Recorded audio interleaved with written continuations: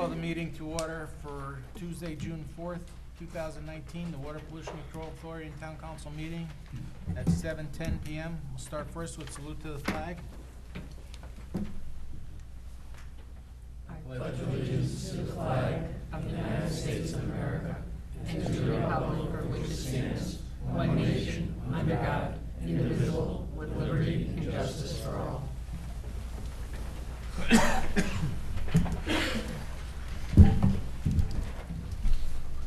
Roll call. Mayor Duty. Here. Deputy Mayor Angeloni. Here.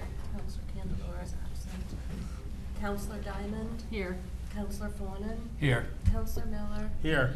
Councilor Rose. Here. Councilor Viglione. Here. And Councilor Zampano. Here. Motion to approve the May 21st, 2019 Town Council meeting. So moved. Second. Any corrections?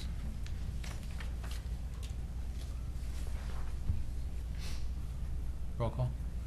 Mayor Duty. Yes. Deputy Mayor Angeloni. Yes. Councilor Diamond. Yes. Councilor Fawnin. Yes. Councilor Miller. Yes. Councilor Rose. Abstain. Councilor Viglione. Abstain. Councilor Zampano. Yes. All right, we'll move into the Water Pollution Control Authority agenda. First item is correspondence, citizen statements. Nothing listed. Unfinished business, nothing listed. New business, nothing listed.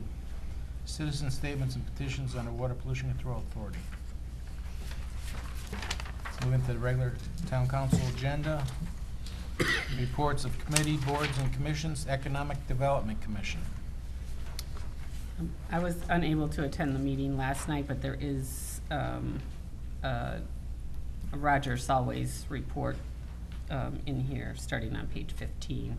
And I'm not sure if Mike was there that he can add anything to it. No, I was not able to attend, but we did have a working group meeting on economic development with some of the manufacturers yesterday. It was very productive, and I think that conversation will be ongoing with respect to workforce development, transportation, things of that nature. So it's a work in progress.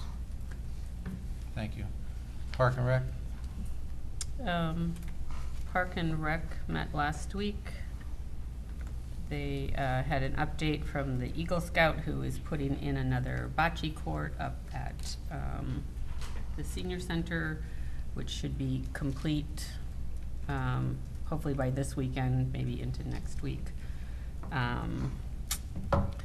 And we were all just handed the minutes before, so I'm not quite sure what that is about on there, but you can just read those and see what was going on at the meeting.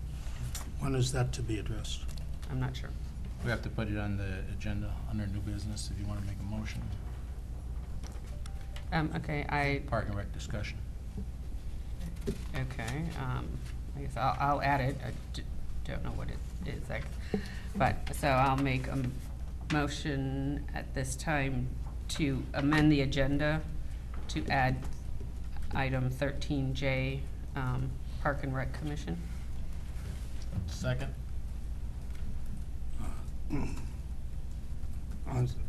For the purposes of discussion, we've got issues on Park and Rec all over the agenda. I don't know if it's going to be coherent if we do that.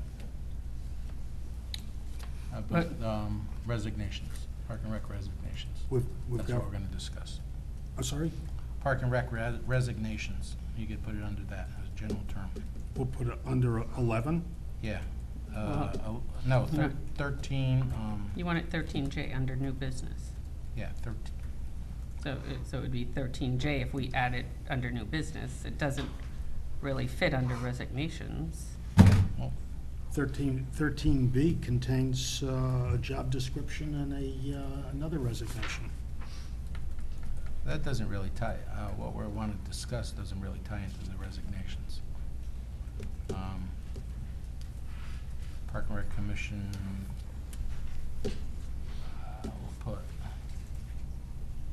Can we move all those other items underneath J or no? Yeah, Yeah. you can move them until you, or you can move J up. When we get down to 13, you can move J up to talk about that first before we hit the other items. We So just I- have to get it on the agenda. Okay, so it would be, You want to make it a double A? Well, that wouldn't make sense. That wouldn't go under the, No, we could table 11. can we table 11 and Yes. 13B? We could, For now? we could, But there's nothing to do under 11, B and C. Yeah. We don't do anything on resignations, so it's just a matter of record. There's How nothing. about 13B? Can we table that, table that until after J? Sure, when we get to it. yep. Yeah. but I understand we don't do anything with the resignations. That's been practice. Right. I have no problem with that. But seems to be central to what the mayor just handed out, and on page 4, it's, on page 5, I think, it's contained. So I'd just like to have a coherent discussion and understanding of what's going on here. That's why I wanted on the new business, if we could get it. I don't have a problem with that. Yeah. I'm just trying to not have things, be so disconnected. Popped up a little quicker than I'd like it to pop up. Well, I feel it's something that has to be discussed. well, could I make a motion to table 13B? Yes. Well, how about when we get to it? That doesn't have to be brought Oh, up it doesn't have to be tonight. right now? No. We could do that when we get to Well, it. Okay. Could this go under anything from the town manager? Yeah, but if we have, Georgia, if we have to make a motion or anything like that, it's not gonna be clean under there.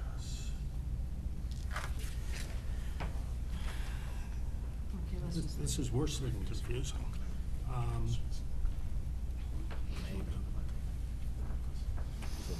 We're just trying to get it on the agenda right now. okay. So if, Do I we know, vote on that yet? no, we didn't. Okay. But chronologically, it would be a discussion following very important other related material, whether it's 13B or it's acknowledgements on resignations. 13B was just put on a placeholder, that's not gonna be for, Mr. Mayor, may I suggest, just for verbiage, under 13J, to consider an act on commencing a possible investigation with respect to the Park and Recs Commission in accordance with the charter. I think that ultimately is what that's the substance of what you want to do, possibly. And so in accordance with the terms of the charter, you have the power to commence an investigation as to what occurred at the Park and Rec Commission. And I think that's the direction you want it to go in. So I probably just call it what it is, and that is, consider an act on commencing possible investigation in accordance with terms of the charter with respect to the Park and Recs Commission. And then I think We're that. asking the police department to investigate? No, you have a charter provision that allows this body to investigate other boards and commissions. And I believe the concern is based upon the action of the Park and Rec Commission at the last meeting, that this body would like to know more specifically what went on and why. And we're asking for the You police have to department to decide- give us an No, no, no. investigation. you have No, to- the police department won't. Police This- department was never the mentioned. council. It's a I know, I council. just mentioned. Yeah, you have to Yeah. decide It's whether an or not investigation you, within this body. you have to decide whether or not you want to exercise your authority under the charter to commence an investigation, and this body would conduct the investigation. This body. This body. That's what your charter provides for. George, we would have this guy do it in the past.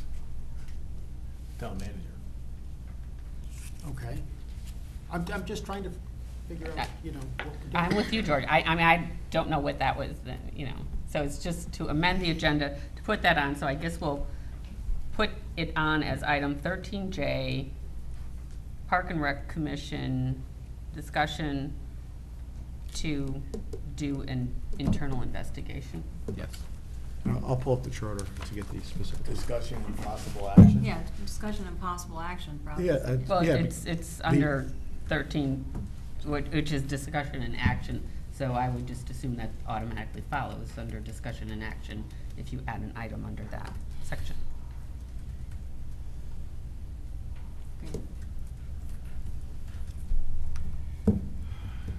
And what are we doing with 13B? It's gonna say Park and Rec Commission, discussion and possible action. No, when we get to 13B, we're gonna table it. Okay.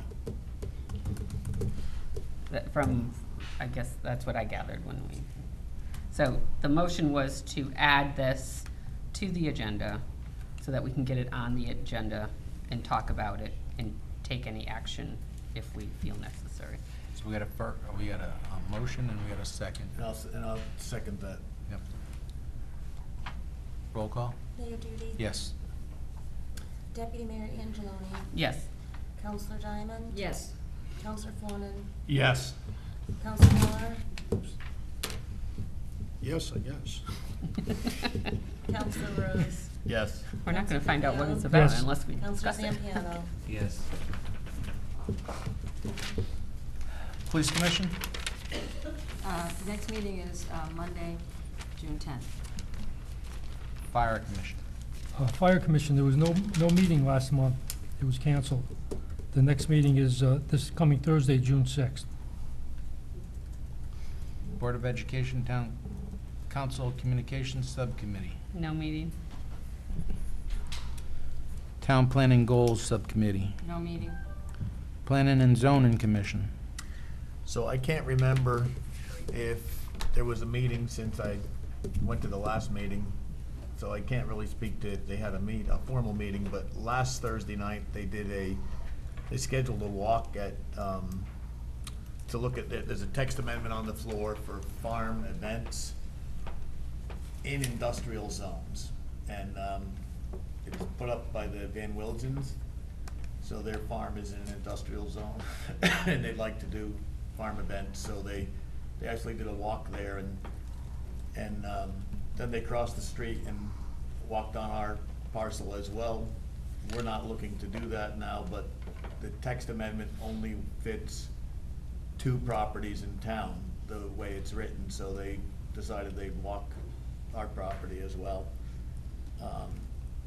And so that is on their agenda Thursday night to take action on it.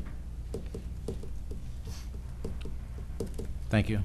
Next is East Shore Health, East Shore District Health Department.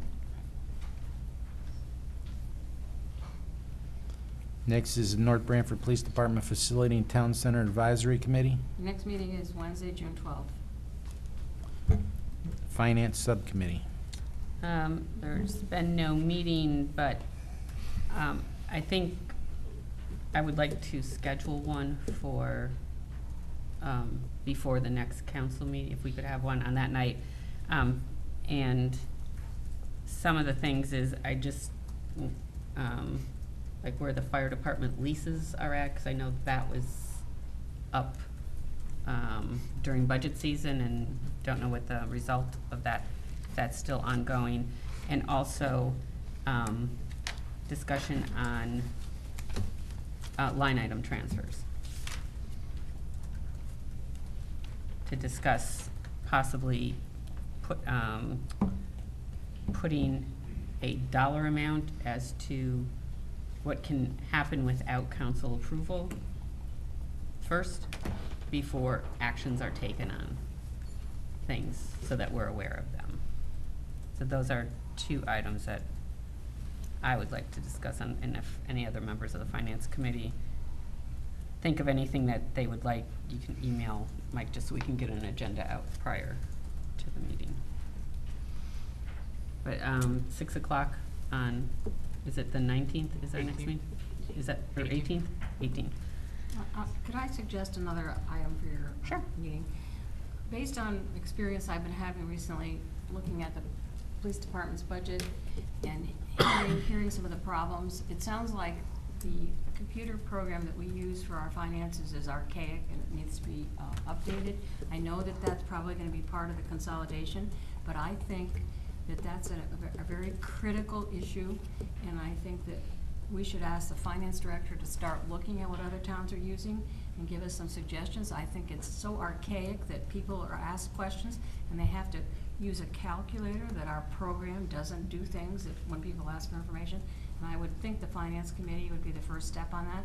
I know again that it's a consolidation issue, but I think it's gonna take a long time to really study, and I think the finance committee should talk to the finance director about what can we do, why haven't we updated, and what are other towns doing and using? I Okay. just think it's an important item. Right, that's fine. All right, town managers report, notice of road work. Yeah, it's the summer season, and there's a notice here that we'll get out with a letter to residents. That's item A, is the notice of road work for chip sealing surfaces, and just trying to get the word out that there, obviously be some impact to neighborhoods when we go through this this month, beginning this month, and hopefully the work will be low impact, and just want residents to be aware that we're out there working. So Curtin put together letters that we'll send out and inform the public. Thank you. Letter to residents regarding road work, same thing? Yeah, that's a sample for you that's going out, that'll get mailed to every resident within the list of roads that are affected for this paving season. Simple recycling program. Yeah, this is something that came out of the Has-West Recycling Committee. They've been looking at this program that essentially would try to take textiles out of the municipal solid waste disposal stream, if you will. So I included some information. This is obviously just an idea that we could pursue, and it's obviously recommended by the committee. They think it's probably worthwhile. I'm reaching out to a couple other towns within Connecticut that have done this. Plainville is one of them. There's some information in here on the program. It is one of those where you have to invite or talk with the program directors to get a discussion going on whether or not it fits their geographic area, but I think they've got some work in Hamden and New Haven, so this might be a town that could be added to their list if the council thinks it's worth pursuing. I can certainly grab more information. Long term, I'm not sure if people will be interested in doing that, or if they'll just follow their current practice of going to the bins or wherever bin they can find and donate. This might be more might be easier for them to put out pink bags on the road for pickup. It might not be a good idea. It might clutter. I don't know, but it's something that they recommended. I'm doing the research. I wanted to bring this to your attention, and if anyone has any specific questions, I'd be happy to follow up before the next meeting. But I think it has questions right now. Oh. What are they doing with this material? I believe they make, there's a business model of some sort that I have not yet seen, but believe that they're making money to recycle these clothing, sneakers, clothing, and it's ending up being reused or recycled in some other. They're selling them. I don't know if they're selling it to another company that's actually making them. I'm not really sure of the actual business model, but I'm not sure how they're making money, but they're not. According to this, they only wanted shoes in pairs. They,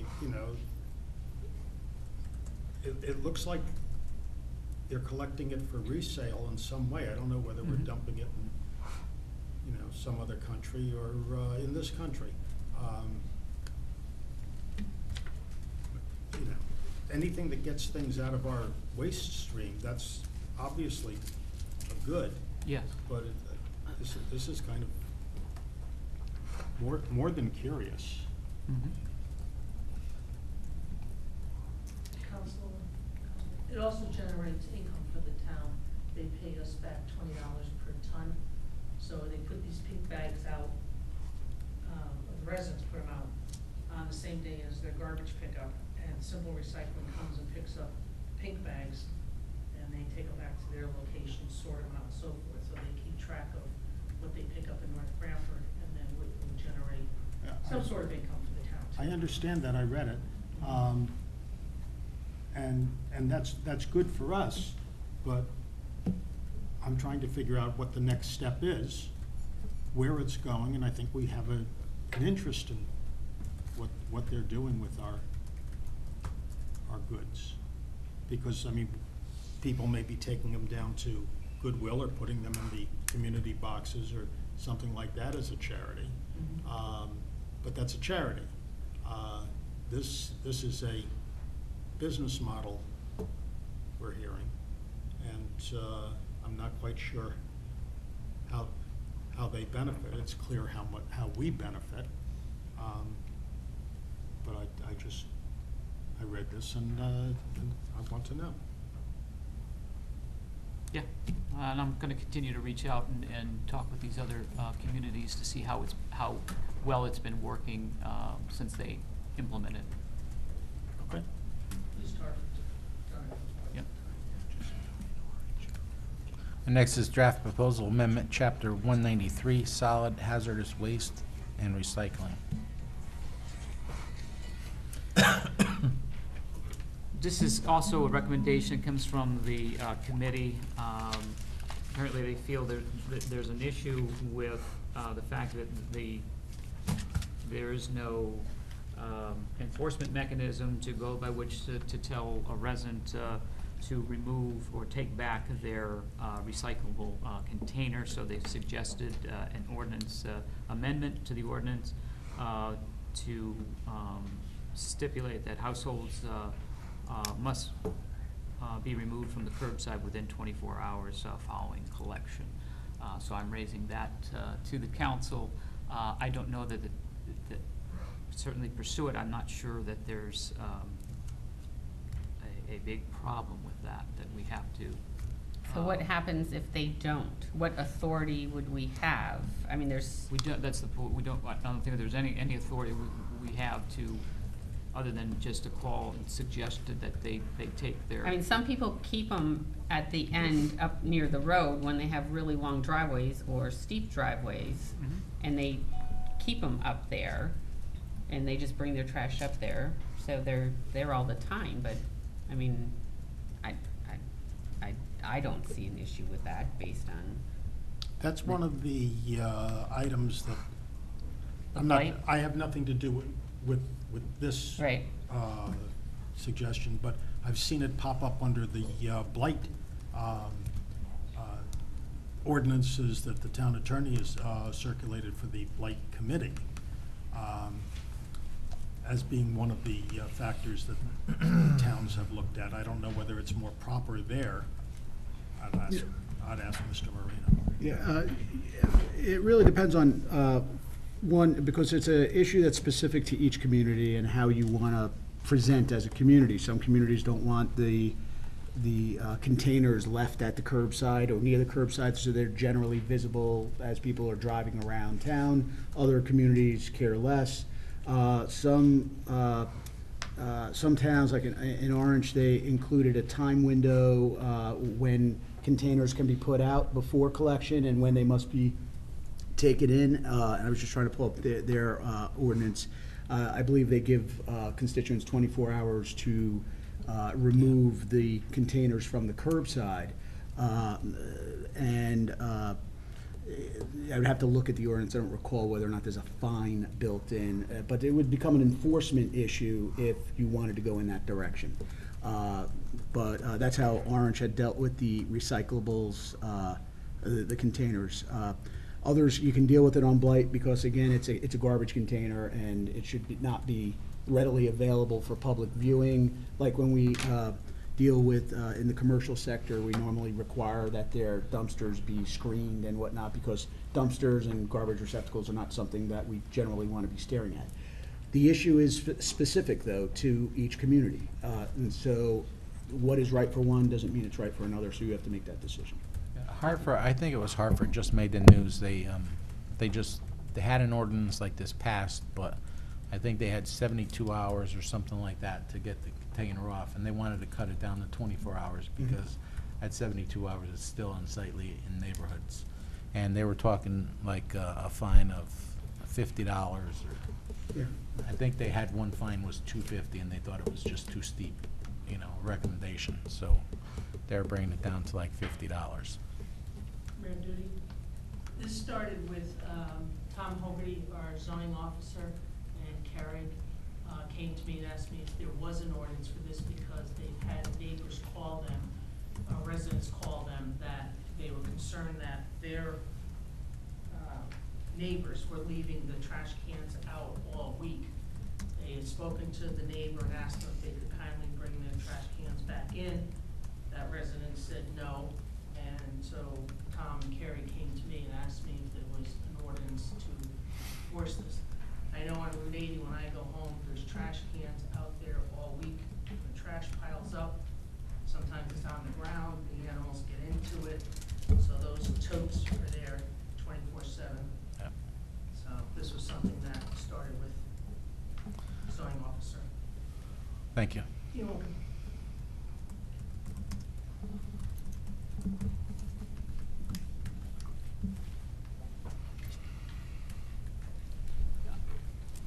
So I guess we could go through the process of I'll consult with the town attorney and look at whether or not there's additional modifications to that proposed amendment, and then go through the process of, you know, setting up a hearing to hear if the council feels it's worthy of. I know, we're not the only town experiencing it, so. But they're right, there has to be some type of fine or something I mean, this, if you're gonna do it. right, to put it in here and not have any enforceability for it. Exactly. Yeah. In a sense, you're kind of like creating minimum standards to say, you know, as living together in a community, we need to have a base of cooperation and participation, and to maintain the integrity of our community. And, you know, taking your garbage cans in a timely manner is meaningful. But again, you gotta start with that question of, is it an issue that you feel needs redress? And if so, then the next step is, yes, we can address it by way of an ordinance, and it need to be an enforcement ordinance, because without the ability to enforce. What are most towns that have it? Who enforces it, you know? Well, again, it depends on, I'm gonna say, it's gonna vary depending upon the particular property, because some properties suffer multiple issues, and so there are multiple avenues that you can pursue, whether it be blight, whether it be other zoning violations, whether it be an ordinance specific that says you have to have your containers in within 24 hours, and the failure subjects you to a fine. So it's really driven more by the particular matter and the property, because most property owners that suffer the failure to take in their garbage containers, you're gonna have other issues generally, whether it be blight or whether it be zoning violations. It tends not to be just the garbage container. So probably to avoid having this be considered as a standalone, why don't we try talking about it with construction of a blight proposal? I don't know what you think about that, Al. I think, yeah, maybe it would go together. Yeah. And Right, rather than because- here, because because that on will blight, have- if you're gonna have. Right, if you have a That'll blight have an thing and you enforcement just mechanism, include, however modest. you include the garbage can has to be removed. Yeah. I mean, we can at least talk about that. Yeah. That seems to make the most sense. Yeah. So you wanna refer to that subcommittee for? Yeah. Yeah. We have to be careful too on how far we're gonna reach. Absolutely. But that's why I keep saying, it's what type of community do you want to live in? Right, I mean, we. That's your decision. I You know, think, we have Tom, industrial, we have farm, we have residential, and any one of the three could have something similar. You could have an old machine sitting out on a farm. Well, Someone there's- may think that, you know what I mean? I'm just cautioning that we just gotta be careful how far we reach. The blight statutes, ordinances that we've reviewed specifically do not speak to farms and farm equipment. Yeah, I understand that, but, the majority of the people in the town do not live on a farm. Right. There may be farms in our town, but they don't live on a farm. I thought you And- were raising the farms as a No, as an not issue. at all, not at all. I'm not raising that at all. I'm just saying, we just gotta be careful how far we reach, so, that's all. I think, Tom, in the past, when we've looked at this, if anything, we err on the side of not reaching at all. So. I Yeah, I'm don't- just I don't- throwing it out there. So, I certainly hear your point, but, you know, they had some, and believe me, I went into the first meeting and said, okay, guys, I'm against this, and, you know, they opened my ears to listen I to think it. it's the right, So. a right venue to at least discuss But it. I definitely, if you didn't say that, I was gonna say, you know what, why don't we just send the trash cans over to the blight Yeah. subcommittee? We've only had one meeting. Right. And it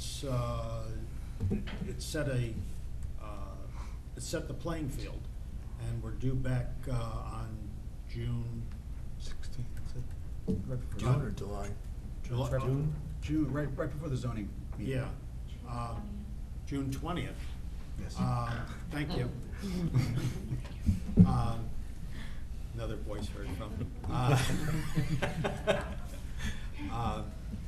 Usually it's behind me. And Yeah, so we'll we'll look at it. revisit it then. Sounds good. Next is community events and presentations. Oh, I did, before we get there, maybe I could just squeeze in, I had Okay. one more item. This is the monthly publication for CCM. And in the May edition, and I'll pass this around, we have the article on the police lip sync contest. So it made it, which goes statewide, and I thought that was just worthy of making a note on that, which was something that they picked up on. Further publicity for the team. Thank you. Next item, community events and presentations. Next is citizen statements, petitions, and correspondence. Next item is resignations and appointments. We have an appointment of Brian Winnick to the East Shore Public Health District Board of Directors to replace Shauna Papahauser. Term that expires 6/30/2021. Are you doing this? Okay, this was an appointment requested by the chairman of the director of the East Shore Health District, Mr. Winnick, who I'm sorry I do not know. Apparently, previously served with the East Shore Health District when he was a resident of East Haven. He's now a resident of North Branford, and has expressed an interest in rejoining East Shore. He did that to Mr. Pascasella, and Mr. Pascasella sent this in. Well, his credentials certainly look very good for Yeah. an appointment to that board. Right, so consistent with that, I'll at least offer as a motion to approve. And I'll second.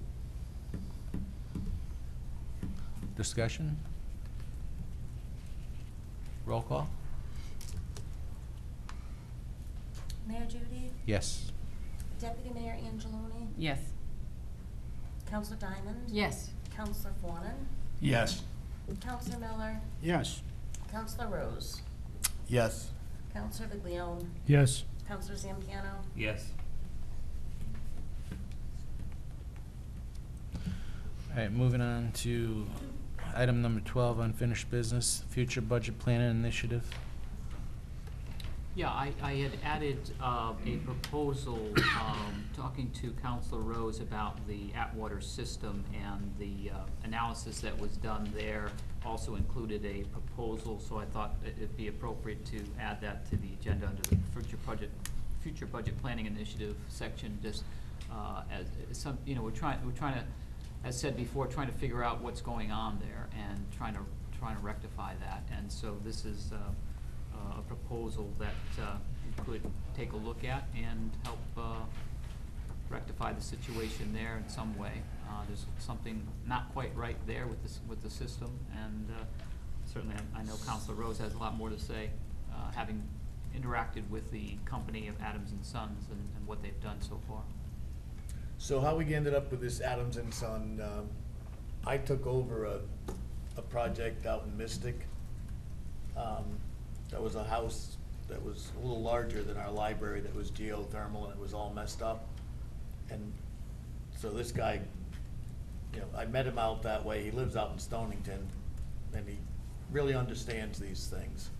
And he was able to solve a lot of problems that the previous contractor had done wrong on that house. So in talking to Michael and is it Kenny is our maintenance guy? Yeah, And Franny, and of course, Lauren.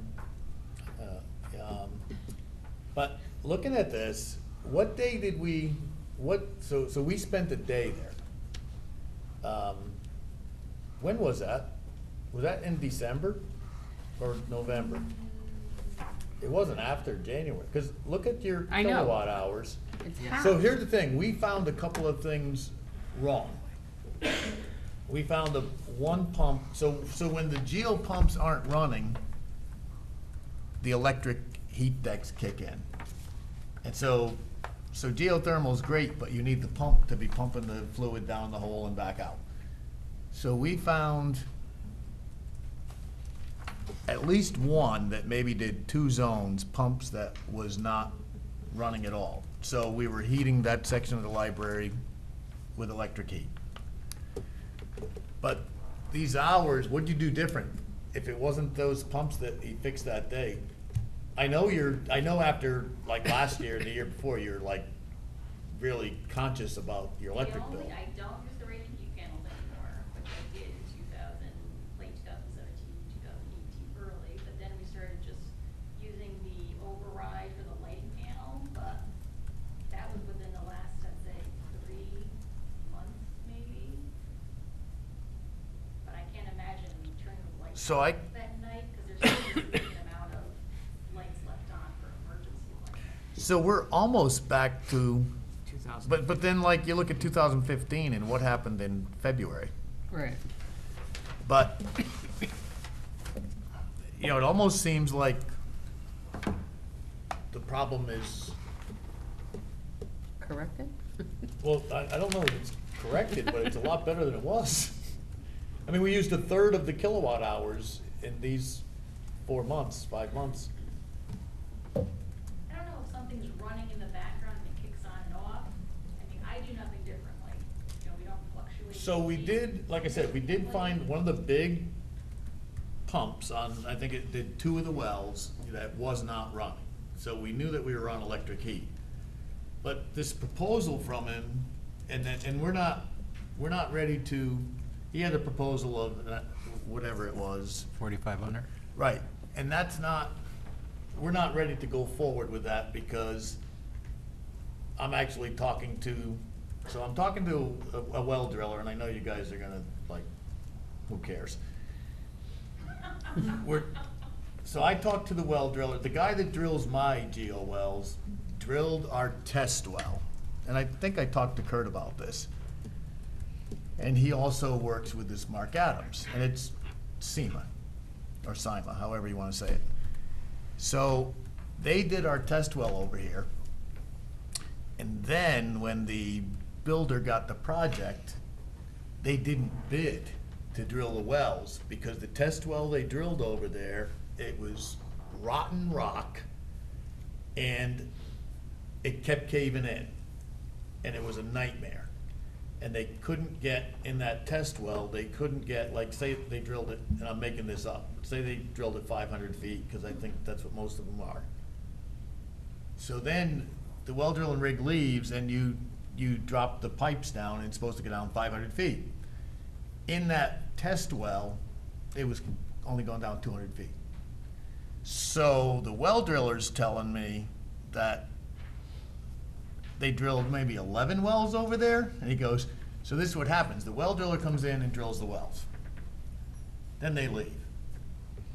So you have a hole in the ground. But if you had, and what he said is, and you know, these well drillers, they could be geologists. They know all the rocks in the whole state of, you know, what drills easy and what's going on. So that's like in between trap rock and granite. And so it's like the two rocks are there, and there's like this rotten rock, he calls it, down there, and so it just, when the tool of the well driller comes out, the holes fell in. So we're not sure if we have to try and figure out by the volume of water in the pipes, do we have enough wells over there? And I was all ready to try and support that until I saw your kilowatt hours tonight. So thank you very much. So, but I mean, it's good that they went down. But the only thing that I can say is that they fixed one of the wells we got up and running that hadn't run probably in a couple of years. So I don't know, you know, I'm still working on it with Michael, with the library director, with Franny, and with Kenny. So there's no signal if it's not running? You know, like It was you know, like there a is, pumping station? but it was have- it was a freak, and that's why this guy, it took him till like 2 o'clock in the afternoon to find it, because we couldn't figure out, and he was checking all the different systems. It was so the signal, everything was sending power, and it was telling you it was working, and I don't even know how he found that this pump wasn't working, and it was like some kind of a safety switch in a different separate panel, that everything was coming back that it was okay, and that's why Kenny hadn't found it. And I mean, I'll be honest with you, I think he found it by accident. And so that well was huge, finding that little thing that, you know, wasn't working. You would think though there'd be you know, you get an alarm of some sort, like in a septic system, you have a pumping station that Right. it's gotta go off, so you know that you're gonna have a potential problem. There are like flow switches, kind of like a fire service thing, you know, if I'm learning all this in the sprinkler system, if your sprinkler goes on, that triggers a flow switch, which calls 911. Right. Pressure drop, right? Right, so, you know, you know what we just went through over at the intermediate school? So her system is pretty smart too. You know, and that's the problem, they're smarter than, that's why you have to go find these guys that can understand them. So again, Mike, you know, he put it on here because we wanted to talk about it and give you an update. And if I hadn't seen your kilowatt hours, I would have been asking like, okay, we have to do something. We either have to purge the wells like he recommends and make sure they're all open, because that's the other thing that can happen. You can have a slightly crushed pipe, so you're not getting the flow that you need. You can have, you know, a pipe that's leaking. So right at the moment, I can just say that, you know, we're working on it. I like your drop in kilowatt hours. It'll be interesting to watch it in the cooling season too, but other than that, I don't know what else to say. And I'm pretty sure it was in the fall. It was late fall when we were there. It was kind of a snowy, spitty day when we were. We were there all day, that's what I We were all there? It was a long process. Yeah. Well, she has systems all over the place. Some of them are upstairs in the attic, some of them are downstairs, and it's like. So is this a Again, month- we have to do a better job watching our projects being built. This is gonna be a month-to-month monitoring of this? We're gonna monitor the kilowatt hours and see, I mean, if we get back to we have to assume that they were all working in the beginning. But then when I talked to the well driller that said, you know what, good luck if, and I don't know, we have some wells that are like 350 feet, some are 500 feet, some are 400 feet. But if they're not that deep, you're not getting the heat transfer. And what Sima drilling is telling me is there's no way those 11 wells are the depths that they were drilled. There's no way the pipes went in that far with the experience that they had on the test well. I don't know if Kurt wants to add anything to my summary. Well, can't that be evaluated? They've never done it, because they're like, okay, how do you, the only way, you can't, there's no way we can see how deep the well is anymore. So you buy these geothermal loops, and they're fused plastic pipes that go down and loop back up. So you buy them already done, and you buy a 500-foot one, you buy a 400-foot one, and you drop it down the hole. So being in the construction world, this is what happens if the plumber's supposed to be dropping a 500-foot one in. He drops it down, it's 100 feet short. He doesn't tell Kurt or Franny. He cuts the pipes off and makes his connections. And we just lost 100 feet of well, you're like, okay, that's as far as it dropped. And that's what the well driller was saying. But so right now, the well driller's looking in and asking people in his industry, is there something out there that we can put on the port in the various rooms on the various wells and run the fluid through it, and will that tell us how much fluid's in the pipe, which would tell us how deep it is, without doing it like longhand, like, okay, let's pump it out, how many gallons are here, and get somebody smarter than me to tell us how many gallons it takes, how many feet in the pipe, and all that. So you could do it, but again, looking at our kilowatt hours, I don't know that I could recommend spending any money to look for anything. Maybe that one pump that we fixed it was a big part of the problem. So anyway, we beat this to death. What gets measured gets done, as it looks like to me. But could you please send us each month, when you get your electric bill, forward that to Michael so we can keep track of it? Or just keep on adding it to the chart. Right. All right, next is update on 944 Totoga Road remediation. That item is continued to the June in the wetlands, to be later this month. Next is review of contracts with John's Refuge and new MIRA contract. Yeah, so Attorney Marino's been working on that, but the MIRA contract is ready to go. But the next item, the lease agreement, but the John's Refuge is going to need more time and back and forth between the two attorney sides. But I think we could carve out MIRA to get that going, let them know that we're coming, and then try to wrap up the John's contract and the lease license agreement for the 18th. Right. The concern I understand is that the MIRA is a standalone agreement. That's a facility for us to have our refuse and recyclables brought to, and the town gets the benefit of the first 2 years of no charge on the recyclables. So arguably under the contract that is in place currently with John's Refuge, we just would tell them to redirect and go to this new facility. So you can act on that as a standalone. John's Refuge Council and I, just in going back and forth with red line versions, we just ran out of time for the purpose of today. So, but as that the license agreement and John's Refuge hauling contract be tabled to the next meeting, and we'll be have final documents at that point. But if you would take consideration of the MIRA contract, the concern is that they have a limited number of spots for municipalities to participate, and we don't want to lose our position. All right, somebody want to make the motion to?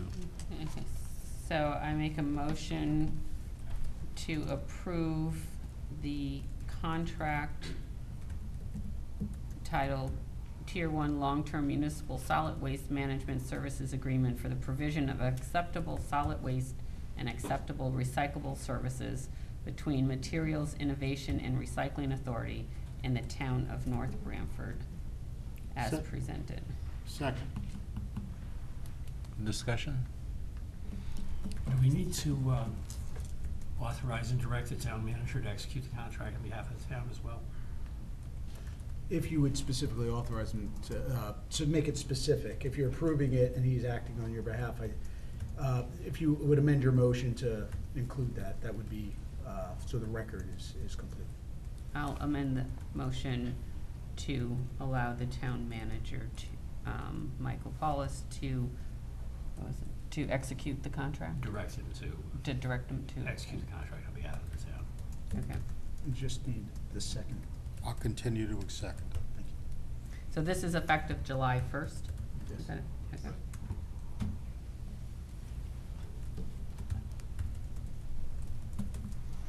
Roll call. Mayor Duty. Yes. Deputy Mayor Caneely. Yes. Counselor Diamond. Yes. Counselor Fawnin. Yes. Counselor Miller. Yes. Counselor Rose. Yes. Counselor Viglione. Yes. Counselor Zampiano. Yes. Okay, next, so we're tabling John's Refuse contract to next meeting. Next is review a license agreement for 10,005 Middletown Avenue to John's Refuse. If that could be tabled as well. Table that. That's our leverage that waits. Yeah. Moving to new business discussion and action, update on Stanley T. Williams Courts. Yeah, so, the work was done, and, I've been out to see it, Kurt's been out to see it, Fran, even the town attorney, Lauren. The work is done. The workmanship, for a layman like me, I could have done a better job painting that stuff. I'm very disappointed with the workmanship, but at this point, it's functional. I don't know that we're gonna get anywhere, fighting any longer.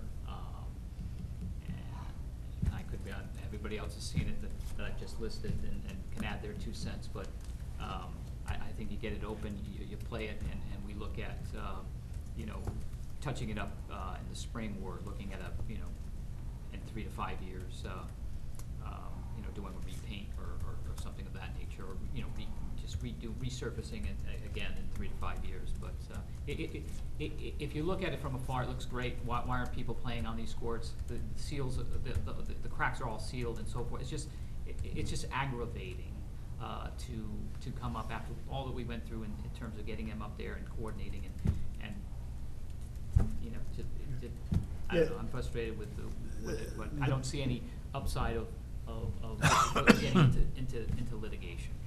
So, right, the issue is, the primary issue is that the material used, the blacktop, is of a nature that is going to crack.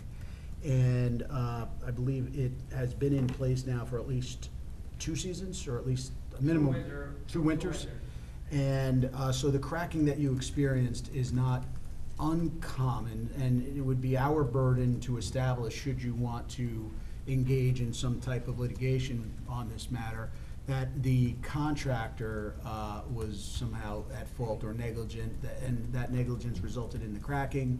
Based upon the information that we have with respect to the compaction of the materials under the asphalt, there's nothing to suggest that something was outside of the industry standards.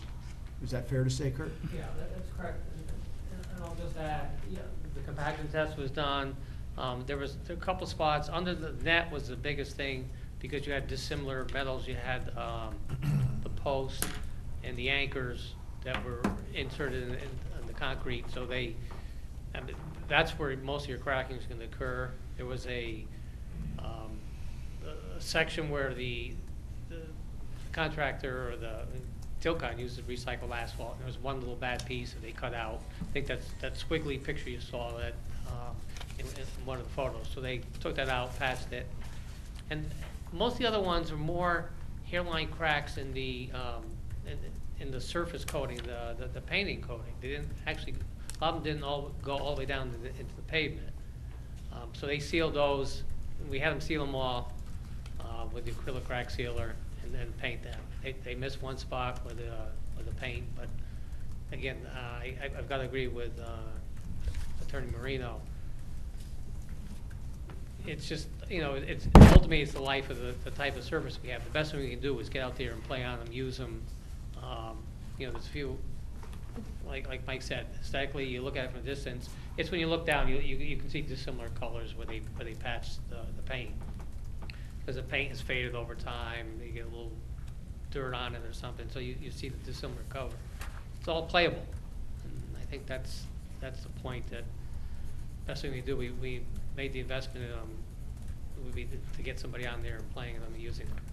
And then, which we learned before when we did asphalt courts, you've got to keep up with them. You can't just put them in and forget about them. You got to have the routine maintenance program to keep to maintain their life.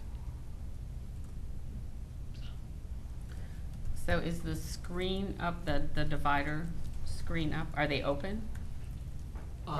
No. I was, I was just there at 6:30 this evening, and there's no Just screen the, up. just and the tennis court net, tennis but court not is the locked. divider net. Okay.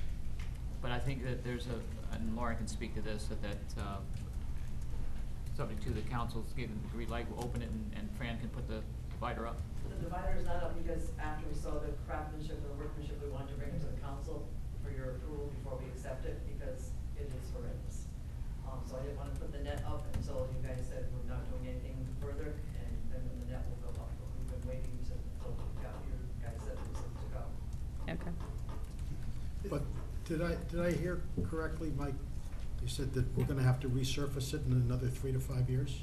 Well, I mean, I'm no expert on asphalt tennis courts, but I think that we're saying is we need a plan for ongoing maintenance, whether we repaint it or crack seal it and repaint it. Well, that's different. Ongoing maintenance, I understand. I thought I heard you say that it's going to be 3 to 5 years and require resurfacing. No, I misspoke. No, repainting. I would say more the maintenance. You're gonna have probably next year more cracking that is visible, and you need a maintenance program to stay on top of it, seal Right, it, and stay on paint it. top, right. Yeah. And you'll have to decide at that moment whether or not you want to repaint the entire court to have consistency of color, because the existing colors on the court are going to be fading because of the sun and because of the elements, and any new paint is going to stand out. So at that time, when you do, you're going to have to decide, are we painting the whole thing, or are we just doing spot painting? So repainting it now before we opened them was approximately 16 to 18,000, I think was the figure Right. that was given to us, right? Yeah, right. To- So you resurfacing meant repainting? That's what you meant? Oh, okay. Sorry, I misunderstood. When were they installed? Fall of 17.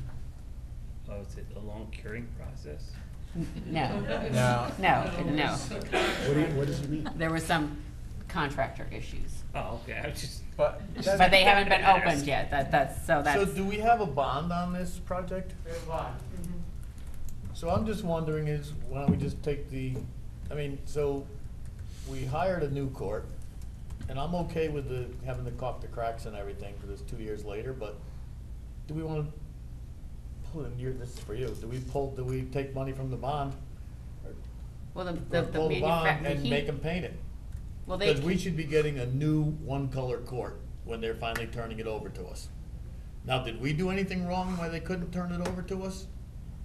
Okay, so we shouldn't have a blotchy court when we hired a brand-new court. Right, so part of the issue is going to be, and when we met with the contractors, and is what was the date of substantial completion? The town's position will be it's substantially later, like now. Their position is it's been substantially complete for some time. And there was, I believe, correspondence from the contractor to, was it to the bonding, the funding source, State arm. saying that it was substantially completed, but for whatever reason, there was a breakdown in communication. Michelle might be able to, CHRO? was it CHRO? Yeah, they received a letter back in April of 2018 that they have additional additional documentation that they have to provide to CHRO, which they have not done. So at the meeting that we had, the contractor said no, it was up to we, the town, to do this paperwork. And I had the letter from CHRO in front of me, so I got a hold of the person up at CHRO that is handling all of this. She resent the letter to B&W Paving and told them it's their responsibility to finalize this paperwork. So final funds can't be released to them until CHRO signs off that he has adhered to all of the paperwork. If he's done anything yet or not, I don't know. He's had this letter since April of 2018. So one of the questions is going to be, what was the date of substantial completion? The CHRO issue by itself is not, I think, going to be too germane to that issue. The courts have been in their present form for how long? A year. Did he paint last spring? They were paved in the fall of 2017, painted, some of the painting was in the fall of 2017. They had to finish it up in the spring of 2018.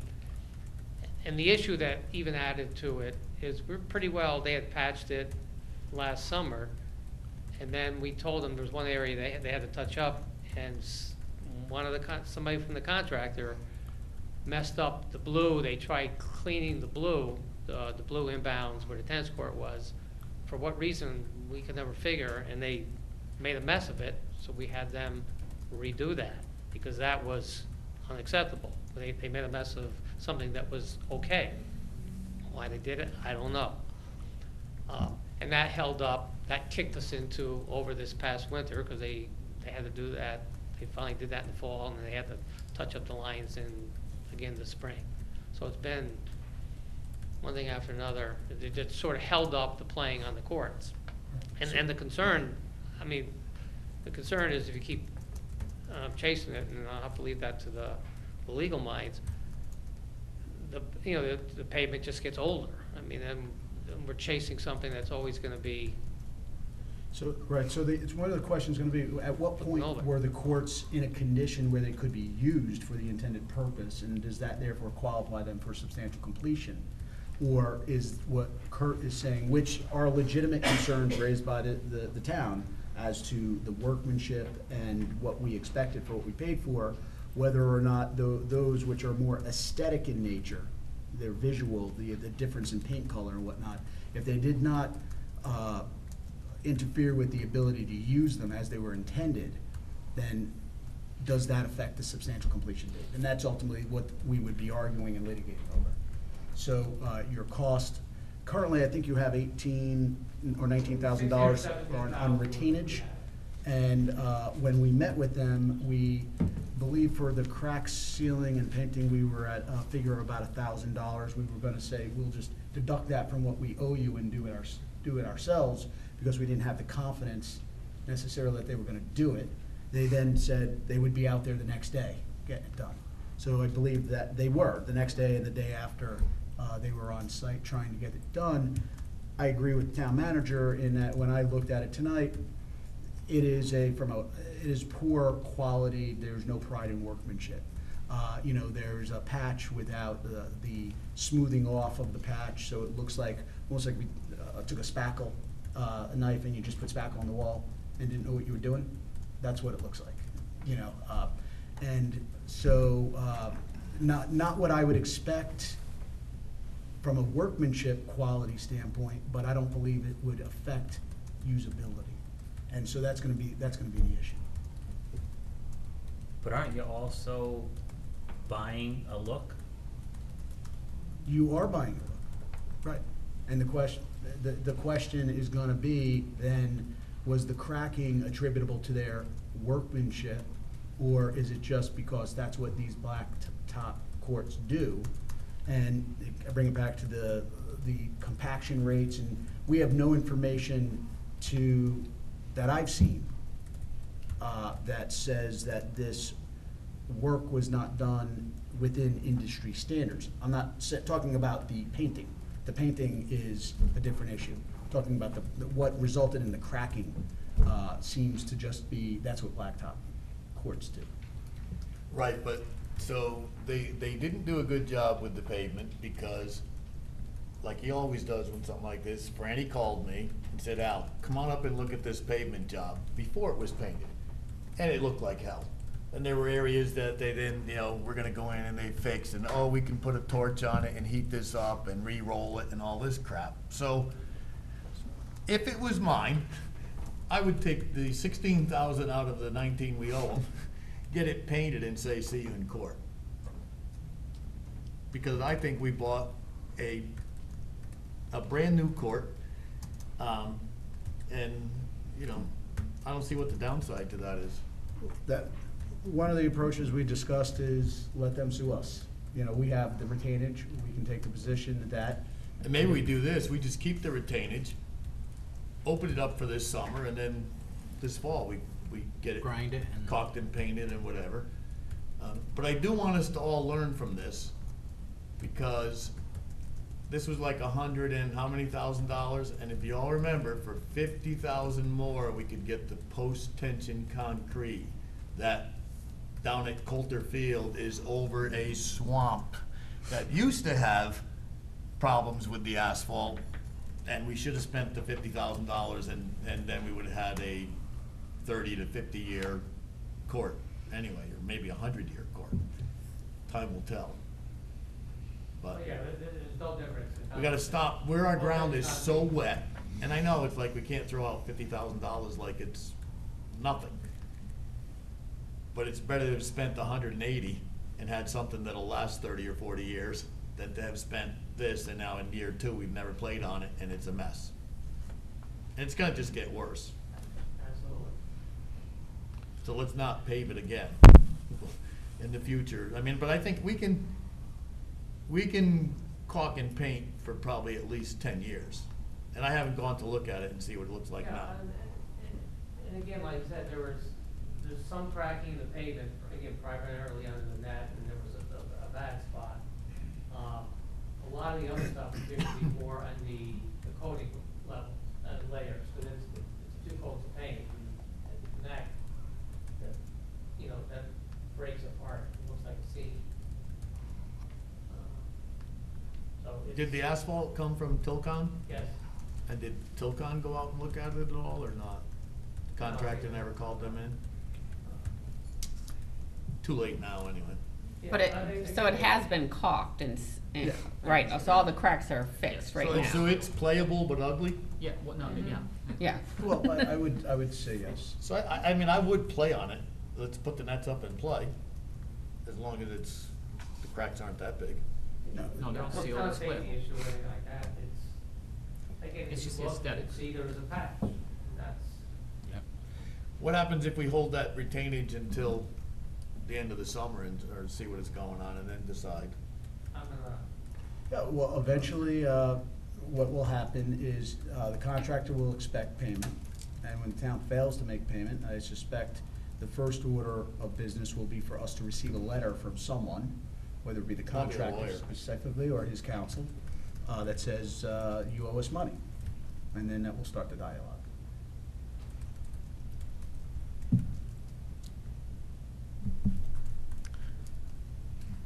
Whatever your pleasure.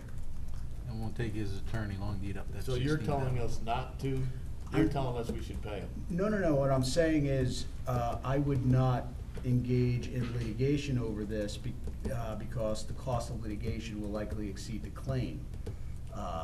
Because you're talking at the end of the moment, $20,000, or less fix. You do have the retainage. One of the things that I had discussed with staff is, well, we could just hold on to the money and use the money to do for the purposes that we need, and then tell the contractor, he can come and sue us, and then we'll assert as a defense that he failed to honor his contract, and he failed to perform as in accordance with the terms. And this way, maybe he never comes back and asks for the money, because it's not worth it. I don't know, but then the contractor showed up and said, oh, we'll just go down and take care of it. And they did. But he still didn't file a paperwork that he was Well, the CHRO, that's something different. That's saying you can't pay until that's done. This is saying now, he went, and, I mean, yeah, the cracks are fixed, but it's just less appealing now than it was before. At least before, it was just natural cracking, and it was one color. Now you got a blotch here and a blotch there. Well, during this whole process, do you have correspondence with everything you described when they were building it? Yeah. Everything you described, Pretty much. the correspond, I mean, not just verbal, it's correspondence? Cause that, I mean, that, A lot of emails. yeah, Yeah. yeah, that's Yeah, fine. yeah, no, that's. Now, Mayor, can we speak? Yeah. I just want to know, the contract also stated they were going to have that job done within 90 days, and it's 2 years later, and they're just finishing it.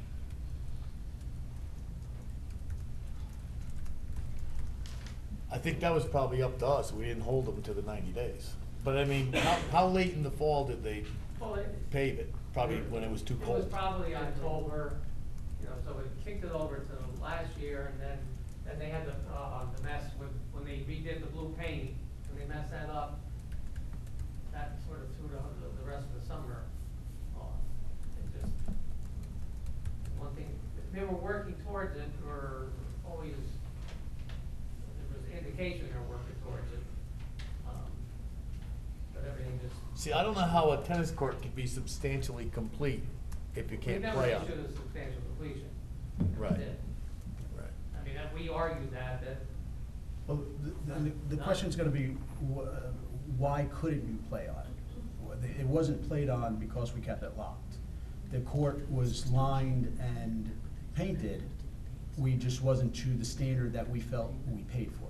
Dr. Lynch? Yeah, the reason, the commission has recommended to the board to keep the courts locked up. And the reason being is, no one had established liability attached to whether it was a faulty job or not. And we did not want the contractor to be able to say, oh, it's because of who played on it or the way it was played on. So they've been locked down. What we're looking for here is some acknowledgement from the town council that if we're gonna unlock the courts, you know, are we free of any of that potential liability? Can the contractor get out from underneath his responsibility by blaming us for poor play, what have you? No, I don't see any reason why we can't open the courts. Yeah, all the issues have been joined between the parties. We've raised the concern. We've documented it. There are photographs of it, which are captured with dates and whatnot. So I think for purposes, and again, there's an expectation that these cracks are gonna evolve over time, even if you don't use it.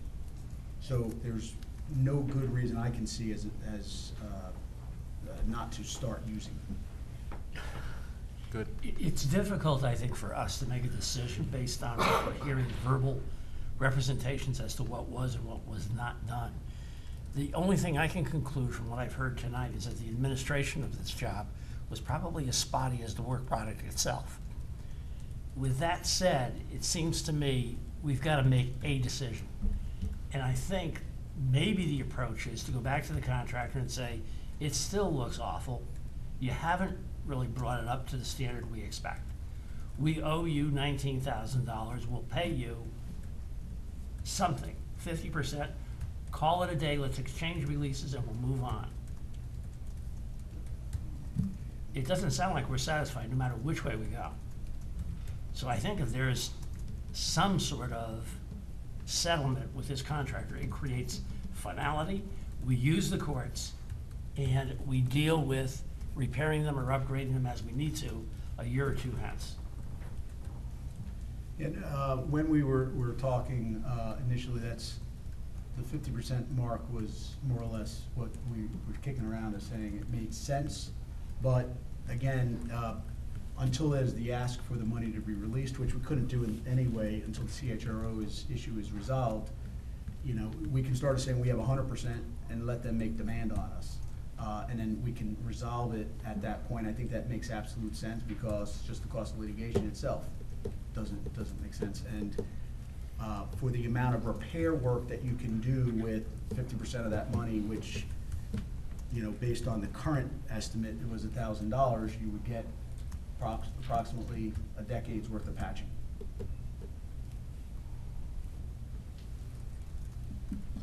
Sounds good? So the consensus is we open the courts Yep. and let them use it, so put the net up, unlock them, let them use them. And we're keeping the money until they demand it, and then Yeah, we'll revisit it. we're not in a position to release the money anyway, correct, Michelle? We can't without CHRO's Right. final acceptance of theirs. Big work. So, Okay. we'll engage the contractor. All right, I next. think we're saying here tonight, don't release the money, right? Is that what we're saying, Joe? Right. Right. That would be my preference. Okay. What we'll do is when we are positioned where we feel we have to take an action, we will come back to this body for Okay. approval. Negotiate. Okay? All right, next is 13B. We're going to table that. Motion to table. I'll make a motion to table. So move. Second. Discussion. Roll call. All right, by tabling, we're just moving it down Yeah. to after 13J. Yeah. Okay, go ahead. Mayor Duty? Yes. Deputy Mayor Angeloni? Yes. Counselor Diamond? Yes. Counselor Fawnin? Yes. Counselor Miller? Yes. Counselor Rose? Yes. Counselor Viglione? Yes. Counselor Zampano? Yes. Next is review and approve of bid number 8, 2019-2020, specifications for roof repair to former senior center, 1675 Foxton Road, North Branford. Yeah, and then this one, there should be in your packet a revised. I had actually pulled the wrong one to put in the packet, so there should be a stapled revised on top for 13C.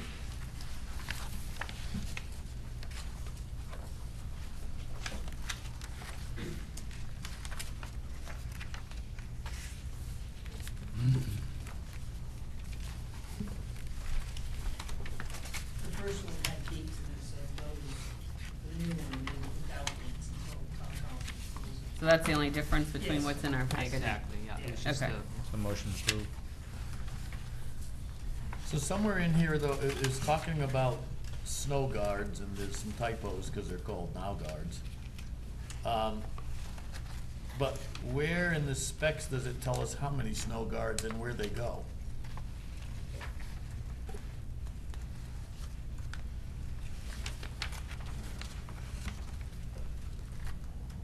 And let me find where.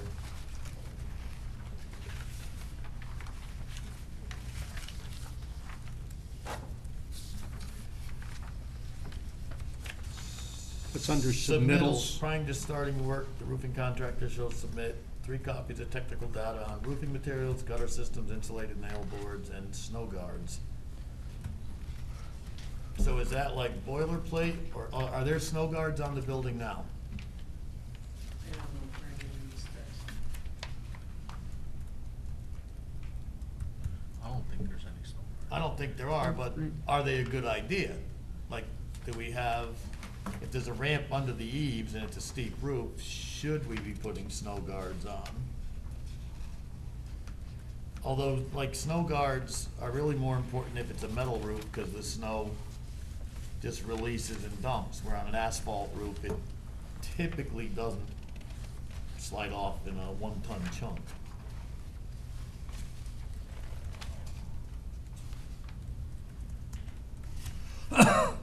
But I just found it interesting, it was talking about snow guards, and I don't see anywhere, like in the general or anything about snow guards. Like how many, cause, are we putting one on, or, normally there's a row of 3 of them staggered, so it would catch the ice and snow. So there's 3 of them that are, 3 rows that are offset to catch the snow. And they're expensive and a pain to put on, so maybe we should wait on this and ask, Yeah. see if they're, Is it possible that they're replacements? see if they're there. Yeah. I don't think there are any there, or maybe we just make sure that there's no snow guards in the, unless we need to put snow guards on there. Well, if they're going in. Where's the what ramp? What door are they using? The front ramp, door? when The you left- look at it, the left it's to the side. left, the ramp. So the ramp is under the eaves. Yeah. Yes. So if you went up the ramp, the snow could dump on you. And If that it's side like- of the buildings where all the moss is and everything, so that's the biggest issues on that left. Right, so that's right, because I haven't seen snow guards. Yeah, I haven't You seen always put any. it in as an alternate too. I don't think, Pricing separately if you need them.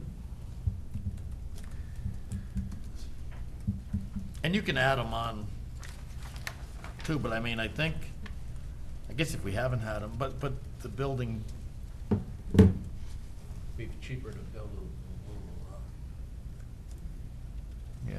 Awning yeah, a little awning over that, over the ramp. yeah. Just so it shoots up 2 or 3 feet. On the requirements, it doesn't even talk about installing a snow guard. Right, It's just in that in that one one section. paragraph, it just talks about the technical data.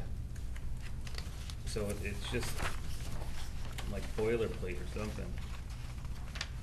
Generic. So if it came from. Yeah, because it's under the warranty too, both the roof and the snow guards.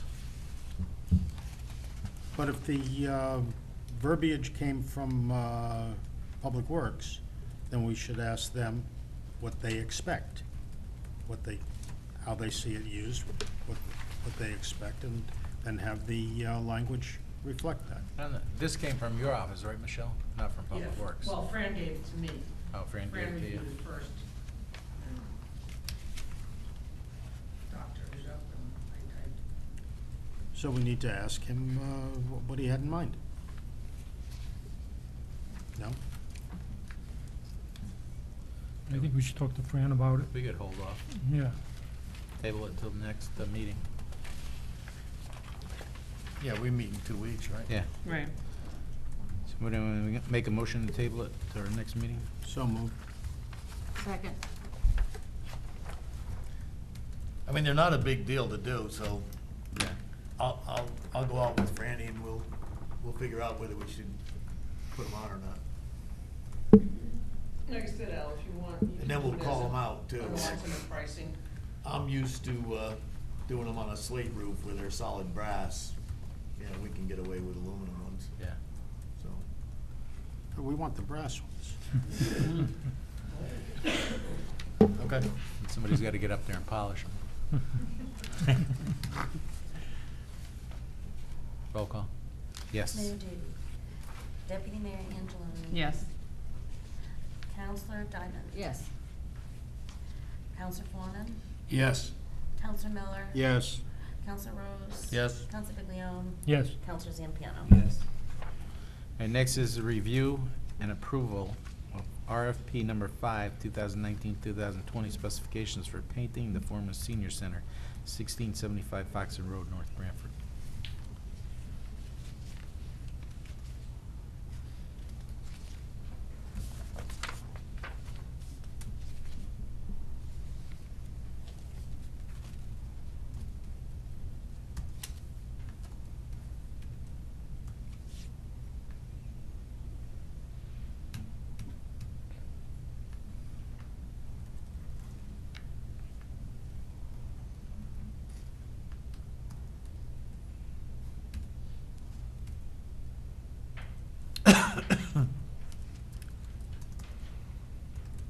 Okay, I'm gonna make a motion to accept approval of RFP number 5, 2019-20 specifications for painting of the former senior center, 1674 Foxton Road, North Branford. Second. Sorry.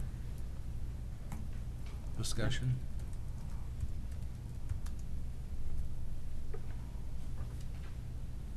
Roll call? Mayor Duty. Yes. Deputy Mayor Angeloni. Yes. Counselor Diamond. Yes. Counselor Fawnin. Yes. Counselor Miller. Yes. Counselor Rose. Yes. Counselor Biglione. Yes. Counselor Zampiano. Yes. Next is review and approval. Bid number 9, 2019-2020 specifications for professional cleaning service for municipal buildings. Well, I hope the third time is a charm, because I'm tired of seeing this, but I do have some questions. So, I see now the police department was at cleaning 6 days a week, and now it's down to 5 days a week. Well, no, I think currently they're cleaning Monday through Friday. And they pick up the trash Pick up the trash, so. Sunday. Well, the last Yeah, it was Saturday too. said Monday through Saturday in our last one that we didn't vote on, and now it's Monday through Friday, and then I see the add alternates. So that, I mean, So the the first chief- two times it said Monday through Saturday, and our discussion was cleaning 7 days a week at the police department, and then all of a sudden, now it's to 5 days. And then the add alternates are cleaning, an extra day of cleaning, or just emptying trash on Saturday and Sunday. But on the, when it's this, when the buildings are available for cleaning on the police department, it still doesn't list anything for Saturday. It only has Monday through Friday and Sunday. We spoke with Chief Holler, and he asked that the Saturday trash removal be put in, and also to get a price on what Sunday through Thursday cleaning would be. They wouldn't do anything on Friday, and then they would empty the trash on either Saturday or Sunday. So that's why there's multiple requests for different pricing. Okay, but my other point is, which was brought up the last time also, is that there's a separate addendum where it says the buildings, when they're available to go in and clean, it's page 117 in our packet, and for police department, times available for cleaning, it has Monday through Friday and Sunday. It does not list Saturday at all. So if something were to be done on Saturday, there's nothing in here that tells them when they could go in on a Saturday. And that's been my point from the very first time when this came to us over a month ago, and it's still not corrected. I agree, I can't understand why there'd be nothing for Saturday. Because they clean Monday through Friday. Yeah. No, but one of the add it's- one of the add alternates that is put in is to go in on Saturday. To empty the trash I know, versus Sunday. right, but there's no times listed, that's my point. There's no times listed as to when the building is available on a Saturday to go in and empty the trash. It's always been 24/7. Well, that's not what is stated on here. It says hours of operation. That's a separate column from times available for cleaning. I think that's your Correct. point, Rose. Yeah. Yeah. So it should mirror the The, Sunday fir- 8 the to the last 8 to time, it 10. was Monday through Friday and Sunday, and that point was brought up, and it's still Monday through Friday, but one of your add alternates is to go in on a Saturday. So schedule, attachment C should read Saturday 8 to 10 as it does for Sunday, Well, whatever. If they're gonna come in on a Saturday. if they so choose to bid that. Well, I don't think emptying the trash has ever been an issue what time they come in. Because they come in, they empty the trash, they leave, and that's it. They're not cleaning on that particular day. Right, but the point is, there's been so many errors that this has been ongoing, that, and it's an error that we pointed out from the very first time, and it's still there. And it actually changes every time. Right. Because it changed from the first time saying that it was cleaned Monday through Saturday.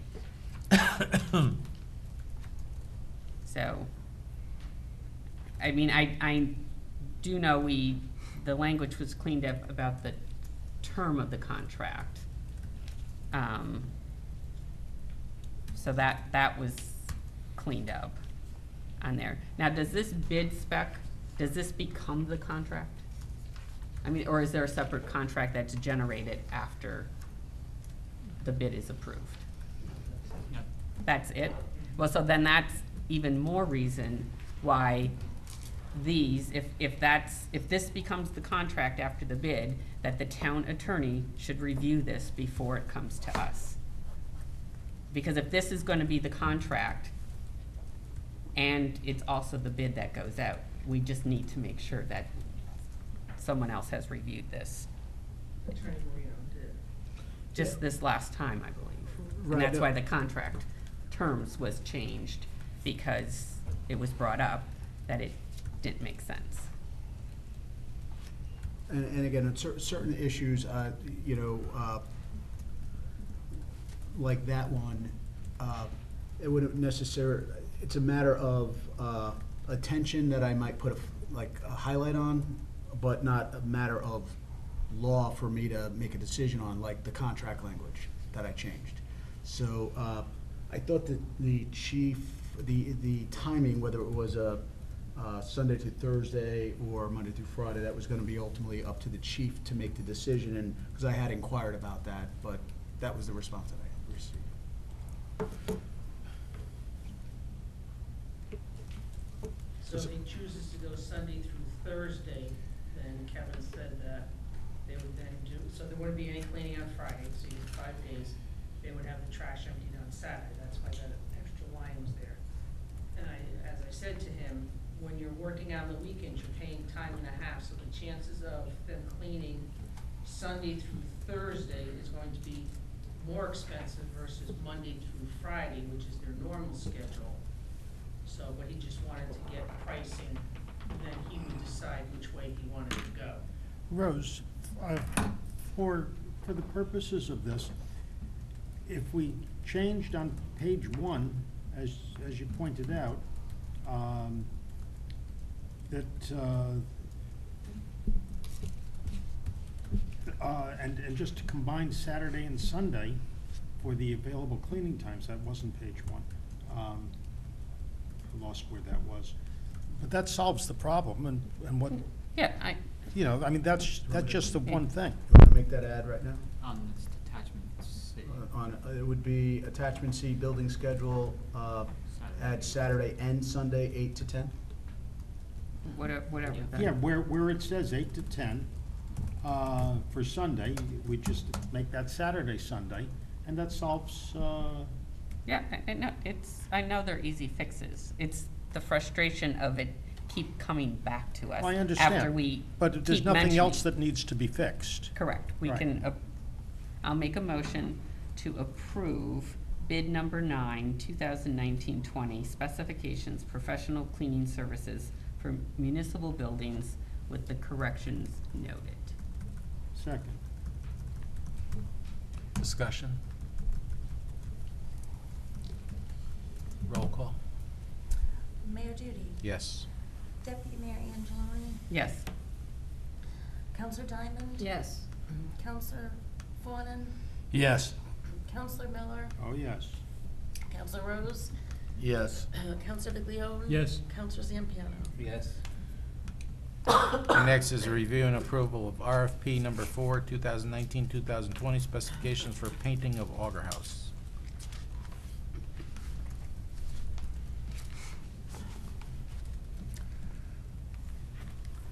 I'd like to make a motion to approve RFP for 2019-20 specifications for painting the Auger House.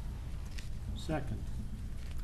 Discussion? So on both of these, the painting things, we don't wanna paint the building before the roofs are done. Yeah, that's just, Right. Right. Yeah. we just don't wanna do that. So we wanna make sure that it, you know, we award a bid that, you know, it's not done before the roof's done. Cause it will ruin our paint job and it'll be more difficult on the roofer. Is there any reason to, see what happens with the historical, item we voted on last meeting? Because there could be restrictions, no, on what we do, what we can't do, if we were to go the historical way, or deem that, or, establish an historical building.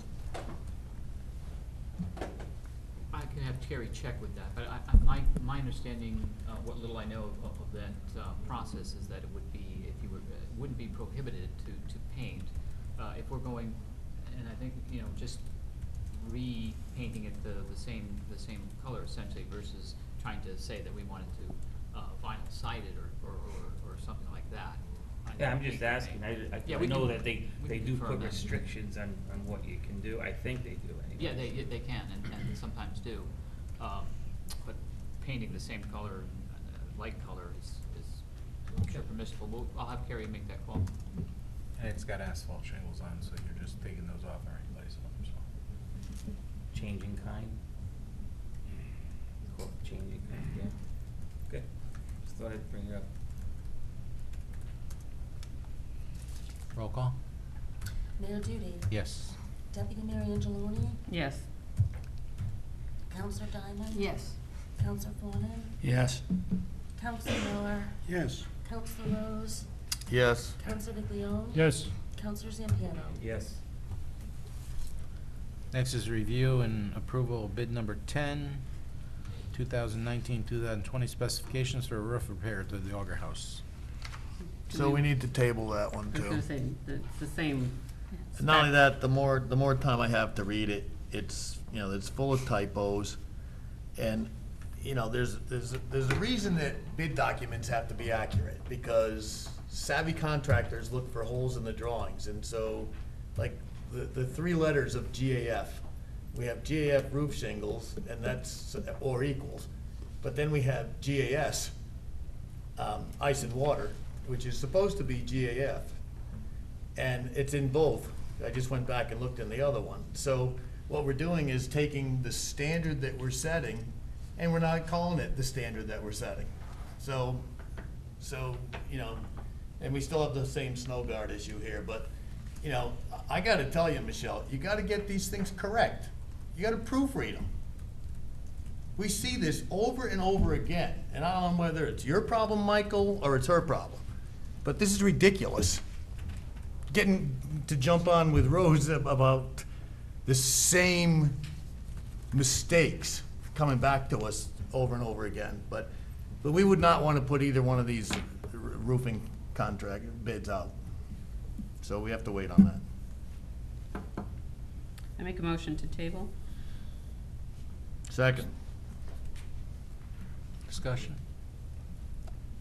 Roll call? Mayor Duty. Yes. Deputy Mayor Angeloni. Yes.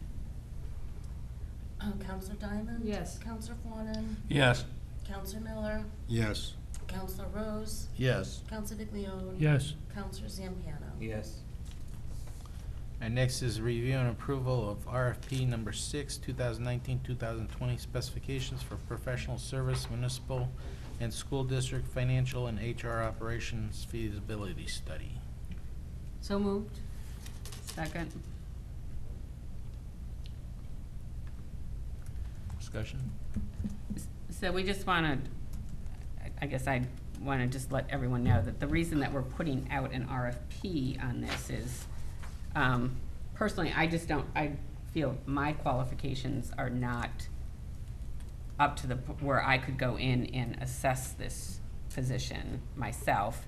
And I think the majority of the people on the committee didn't feel that we had the qualifications to go through and make all of the assessments of all the job duties and everything else and what it would take to combine the positions. So this RFP is putting it out there for companies to bid on so that they would come in and do that assessment, that feasibility study. And that is what most of the towns that have gone to this have looked at it. That's what they do, is they put it out there and let, whether it's private companies or it could be the, you know, like in our area, it's ACES, in another area, or A RESC.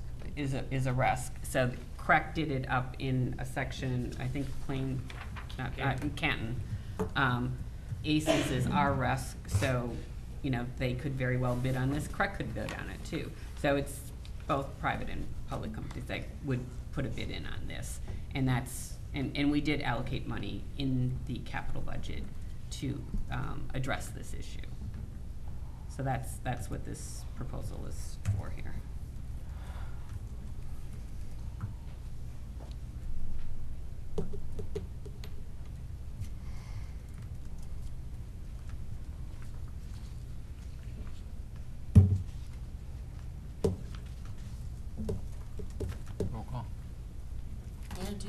Yes. Deputy Mayor Angeloni, Yes. Counselor Diamond, Yes. Counselor Fawnin, Yes. Counselor Miller, Yes. Counselor Rose, Yes. Counselor Viglione, Yes. Counselor Zampiano. Yes. Next is award of RFP number 2, 2019-2020, copier printer lease.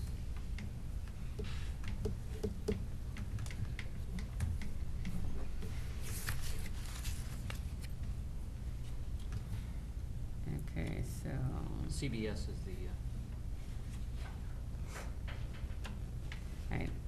I make a motion to award RFP number 2, 2019, 20-year copier printer lease to CBS. I guess there's, let me see on this, is there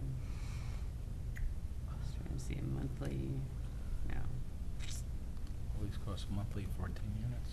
Well, yeah, but it's just, it's a net amount of $373.56 per month. Second.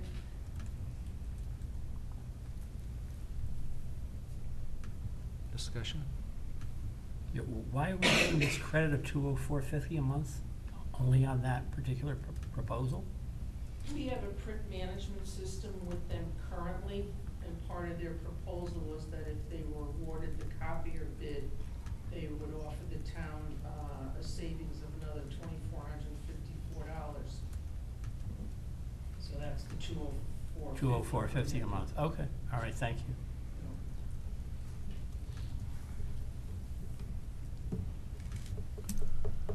Roll call? Mayor Duty, Yes. Deputy Mayor Angeloni, Yes. Counselor Diamond, Yes. Counselor Fawnin, Yes. Counselor Miller, Yes. Counselor Rose, Yes. Counselor Viglione, Yes. Counselor Zampiano. Yes. And next is item J, Park and Recreation Commission.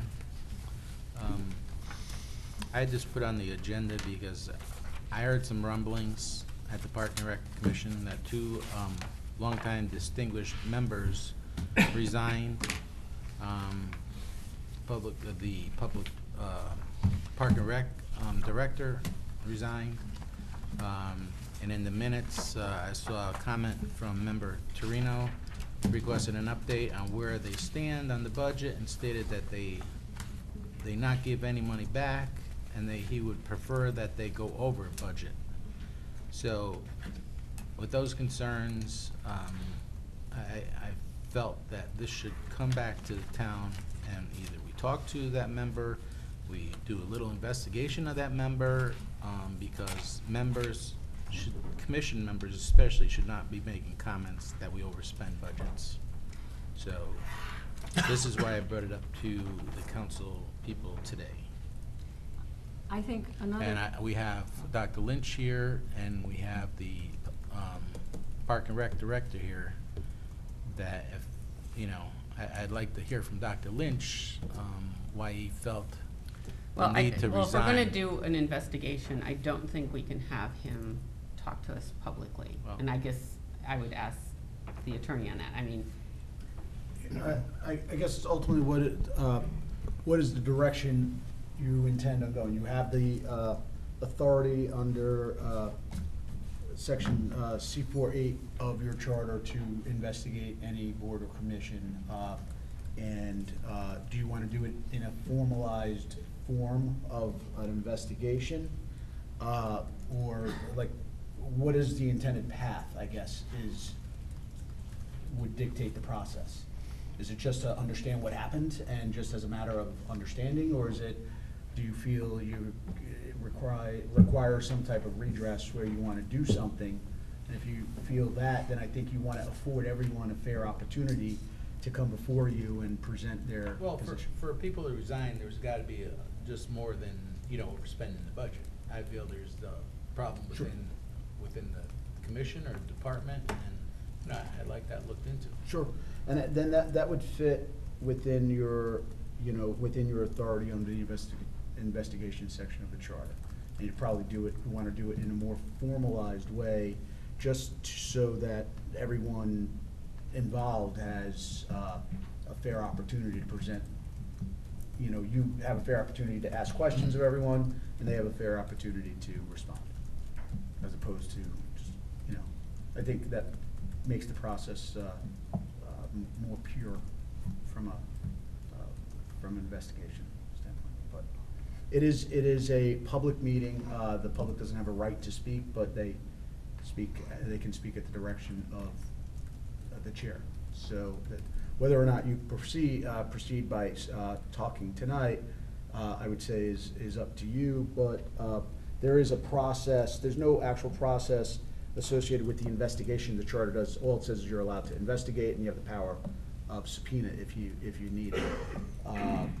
You know, depending upon what that investigation, and if that investigation results in any other paths, there may be other processes that we have to employ. So. I would like to know what's going on. I think we all would like to know. How we go about it, I don't know. So. But I think it's important to find out what's happening here. So It's not easy to get you don't, commissions. so you can't have somewhat of a public dialogue on it and then decide, say, okay, there yeah. seems to be Yeah, more you here than, absolutely can. okay. I mean, Okay, the that's- I question, just want- just the want- question is, do you wanna, if you wanna proceed with an investigation, it's gonna require the affirmative vote of this body. So, I think if you feel there's information that you need to form your opinion on whether or not you need a investigation in accordance with the terms of the charter, then you should ask the questions that you need to form that opinion. But I don't think it's fair that there's just one former member of the commission here and the other people are not here, that we only ask the question tonight. I mean, if we're Yeah. gonna do that and then form our opinion, that's fine, then we should invite the whole commission here. That's absolutely a valid position that you're taking.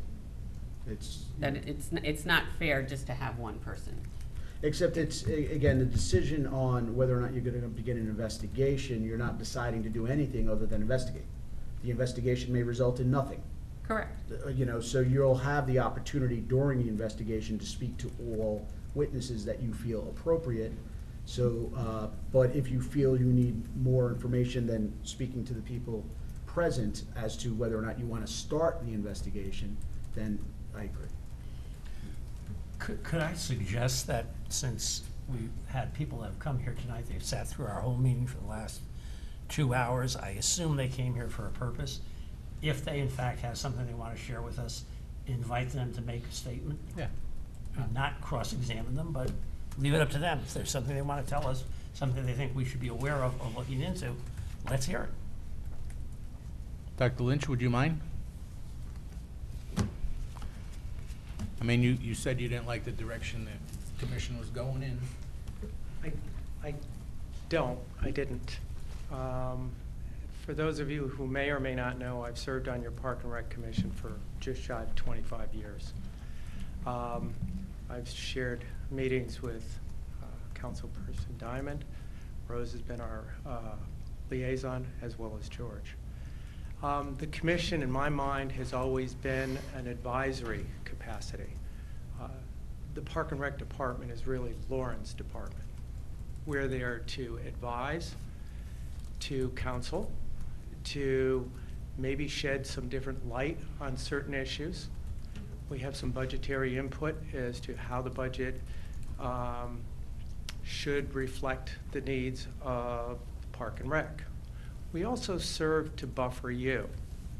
Each and every one of you, we're the first line of defense from the town council, where we can filter out some issues that might end up in your lap that we can resolve at the commission level.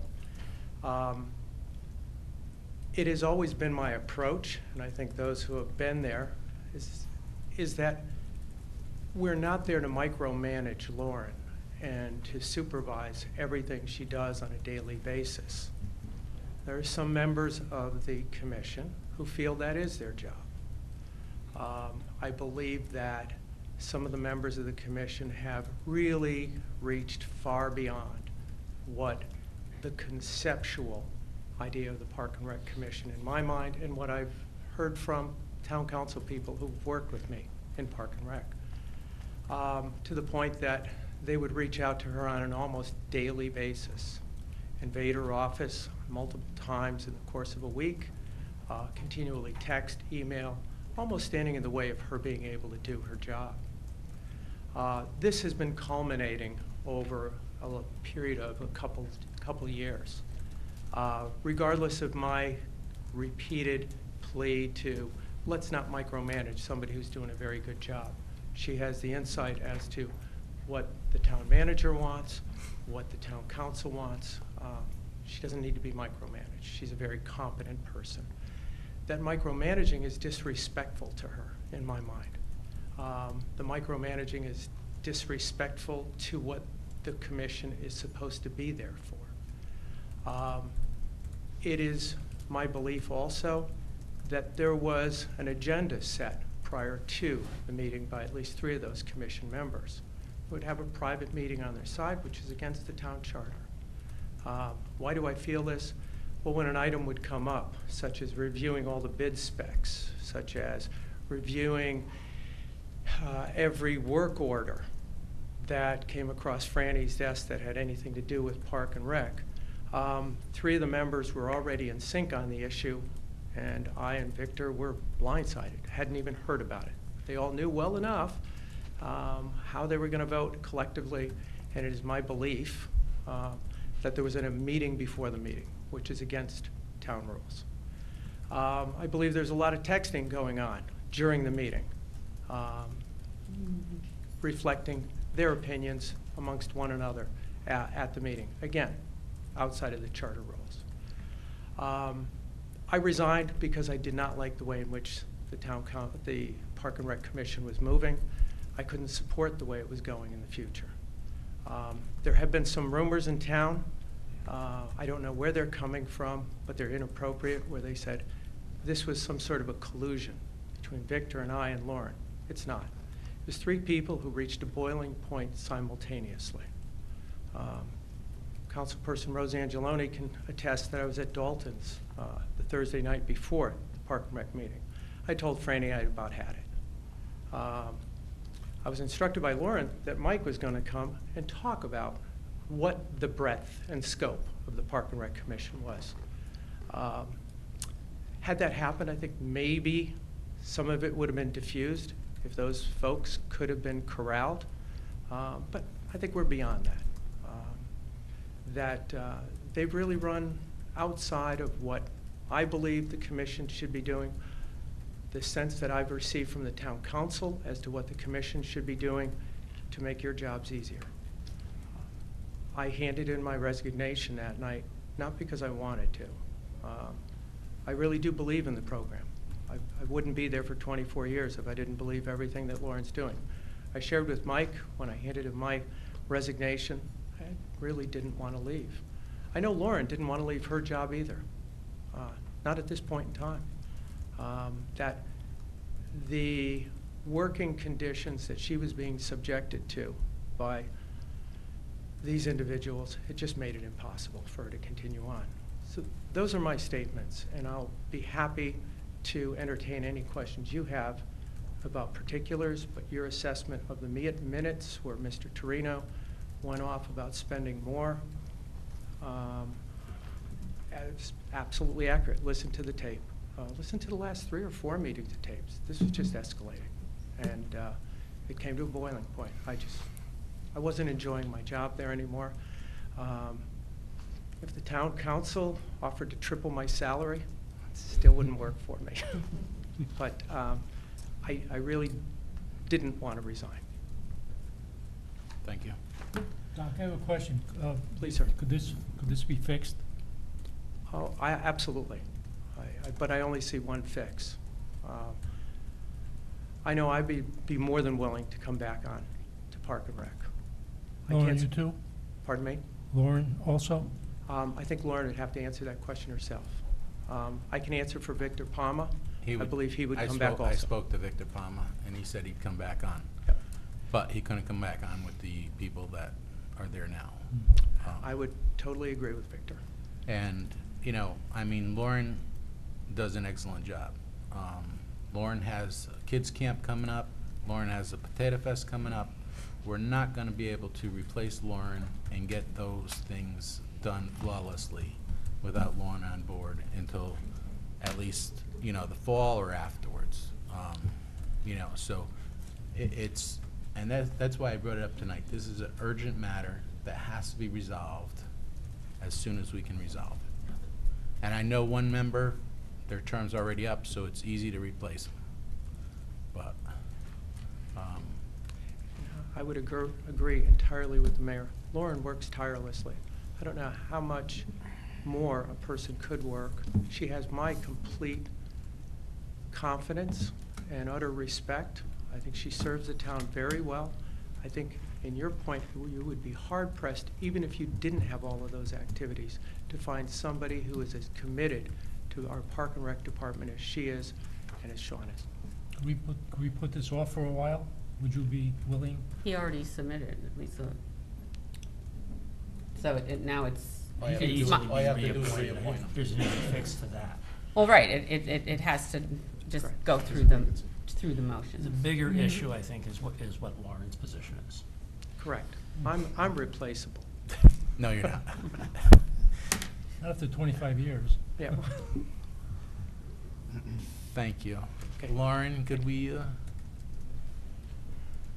Well, I guess I have a question for the town attorney is, you know, she submitted her letter of retirement, that she was retiring. we didn't So- accept it yet. I don't know that we have to accept it. Well, I mean, that it's a formality that we accept them. she could withdraw it. What is, yeah, she could withdraw her. Okay, that's- She can rescind that if she so chose. It's her decision to retire. We can't force her to. Right, and that's why we don't have to accept it either. I mean, there's no It's formal. totally her decision. But we can't ignore the fact that this letter's been submitted. Correct, yeah. We're not ignoring it, that's why we're talking to her. Yeah, that's right. Lauren, I know it's been tough, you know, over the last few months of working under this, but can you just give us a little bit?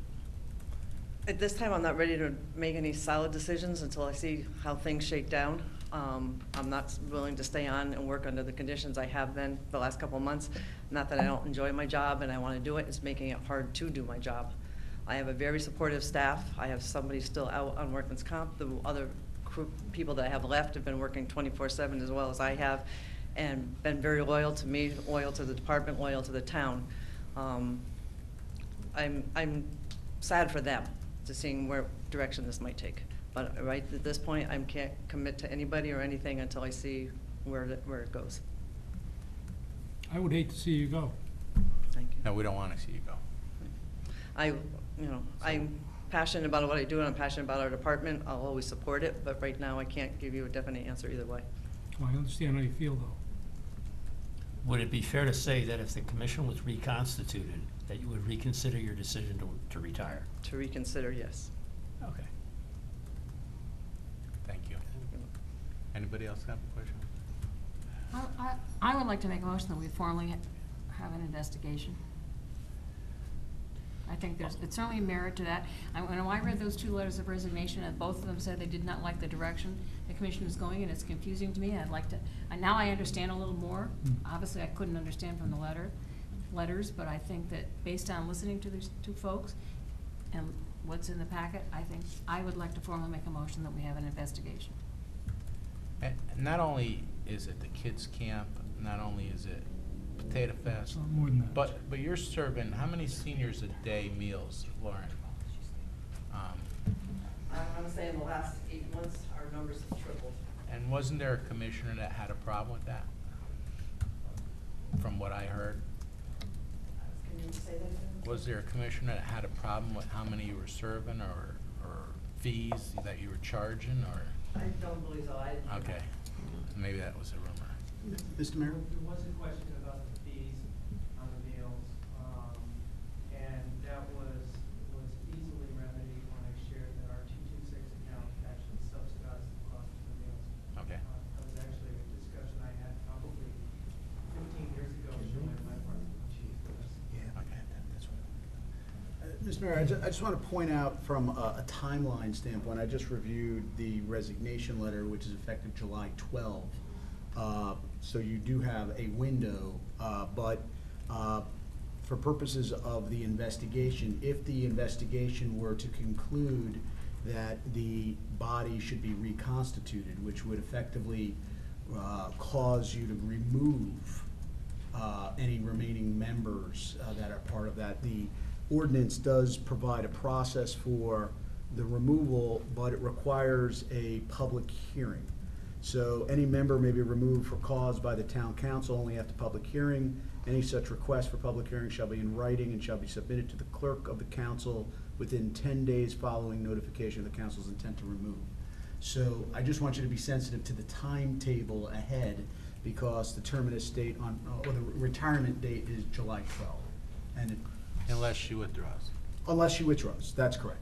So But- we but as of we this could do moment, the yeah. investigation and get till July 11th, and we have an idea of what we're You doing. could, except that if you're going to remove, there's a, No, we're gonna complete the investigation as soon as we can. Right, I just want you to be And aware of then- that 10-day Then we window. know we have Okay. 10 days. I don't think anybody seconded my motion. I'll second it. Discussion? The investigation is being conducted how? Town manager put together? What am to investigate the comments that are already in Comments, what's actions, beyond, you know, innuendos? I'll The sit actions of down. the Park and Rec Commission? Yeah. Can we keep it I broad? think clearly it's critical that, I mean, we've heard one side, and it may very well be 100% accurate, but it's critical that we reach out to the other three individuals and get their statements as well. Perhaps Mike is the appropriate means of doing that. A formal hearing is one thing, but I don't think people are going to say as much as they would say in a one-on-one meeting with the town manager. And I think that's probably the appropriate starting point. So unless the town attorney tells me I'm out of line, I would think the procedure should be, Mike should get a statement from each of the commissioners as soon as possible. And that includes the other gentleman that resigned, as well as the three people that are not resigning. And get us a report in that regard, and then following up that, if it's deemed necessary to schedule a public hearing. Maybe we should schedule the public hearing in any event, we could always cancel it if we decide not to go forward with Well, it. my only thought on that is because the scheduling of the public hearing is triggered by the action of removal before, and that's almost like you're predetermining what you're gonna do before the investigation has, that if we can get a report back by your next meeting, which is in June, that still gives you a week in June and a week in July, or a week and a half in July, and you may get an extension on that retirement date. I just think from a process standpoint, by triggering that removal clause up front, you're kind of predetermining yourselves. And I think we'll have enough time if we can get that done and back to council by their second meeting in June, then you'll have time where we could do it the end of June, beginning of July. If it's, because it's only 10 days. Can you work along with Michael on I that? will. I'll be here tomorrow and we'll discuss it. Does the charter say in 10 days or within 10 days? Well, it's actually not the charter. The charter, It's, this Public is, Works. right, the charter is the Recreation Commission, the ordinance is the Park and Recreation Commission, but references back to the charter. And the ordinance says, any request for public hearing shall be in writing, submitted to the clerk of the council within 10 days following notification of the council's intent to remove. So so within 10 days, so we within- don't even have to wait 10 days. Correct. Okay.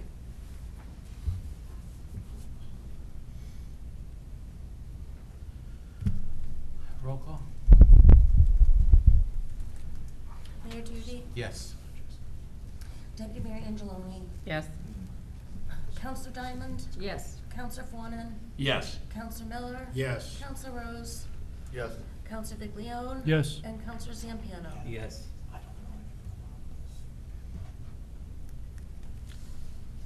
All right, next item, citizen statements and petitions. I'm gonna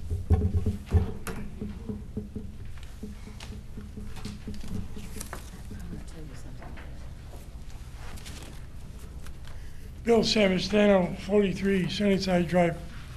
This is some old business I didn't mention last month, but it's a good job on the budget this year. I know you don't all get appreciated for that, but it's a good job. Everybody puts a lot of effort in it, so thank you. The other thing was the Memorial Day Parade. We had a good turnout. Weather was good. Good lineup of cars. Everything went good. We didn't have as many veterans out as we would have liked. We'll have to work on that going forward. Golf carts worked out well. They did. Thank you. We just need a better sound system. Yeah. I was going to mention that next year, but. Well, we might as well talk about it now. I mean, Yeah, is no, that our sound system? No, it was a rental, and it's, I mean, I think the sound system itself was fine, it's just, it wasn't working. I mean, you could hear low volume, and you couldn't get the But volume. we had to use a bullhorn, and Yeah. even that was not Megaphones as are good. effective. So, but. Simple recycling. I'm on the Haz Waste Committee, and, you know, we learned about this last fall. And just for what I know, we actually, you know, we're waiting for Mike to present it to you people, and I think if I can speak for the committee, we're going to be looking into it further, just to answer those other questions. But the obvious thing is, it gives the resident another tool to do something with something. Now, you mentioned the shoes. It says keeping them in pairs. Now, if I had a pair of shoes that were iffy to use, or, well, if it goes in the bag, they decide back there whether it goes to Goodwill or gets shredded up and goes in caulking, something like that, in fields. So it's just another tool, which also means that it doesn't go in. So if I'm a resident and I got these same pair of shoes, I don't throw it, I could throw it in the trash. And the big issue in recycling today is contamination. So maybe that second person might throw it in with the recycles, things that somebody can use. Well, that's the big contamination problem. So we still got more to learn on that, but it's just another tool. Nobody's going to get rich in that $20 a ton, but it'll be a better tool. The third thing, I was at that Park and Rec. I go to a lot of meetings. I watch a lot of meetings from different towns, only because I've got some interest in different things. But obviously he was very uncomfortable there. I'm not going to speculate or say anything about what happened. But I think it's be a good learning point that we got videotapes in most of these meetings. Let's get that one videotaped. We need transparency these days. I mean, we got cameras on policemen, let's put them at every meeting. And when we renovate, and I'll say renovate, RENOVATE, the police station, make sure we get cameras in there also. And last item, the campus project. First of all, it's a year ago since you got the feasibility, or what it is, drawings back from Silva Petrocelli. And I still haven't seen anything on the agenda the last few weeks. We could have renovated that police station by now, I think. But hopefully we see something going forward. As far as the campus project, and I know you're still deliberating on that, I had asked Franny's not here, but what's the opposition to, I know it came up, what's the opposition to put it on the other side of 22? If you go past the police station going towards Northwood, just past where there's two houses, I think there's property in it. I thought we owned some of it. We do. Put it on that side. Why do you even have to think about messing up the ball fields and all that? It took all those years to get that looking nice.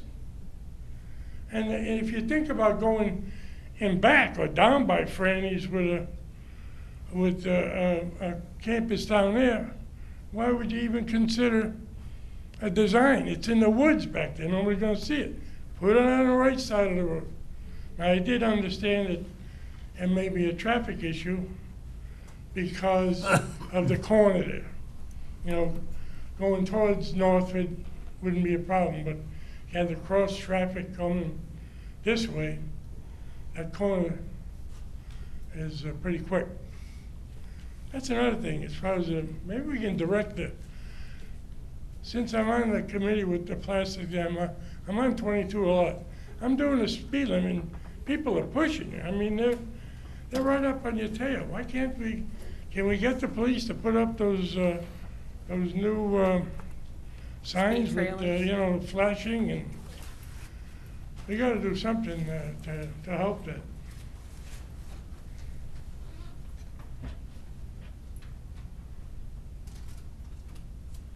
I think that was it. There was about the. Thank you. You did a good Thank you. job. Thank you. Anybody else? Mary. Hi, Mary Caruso, 1 North Street. I just want to thank you for making the decision to look into what happened at that meeting. We have such wonderful people who volunteer, such as yourselves, and respect is really important on boards and commissions, and I think you're setting the bar by taking the time to see what happened. So thank you.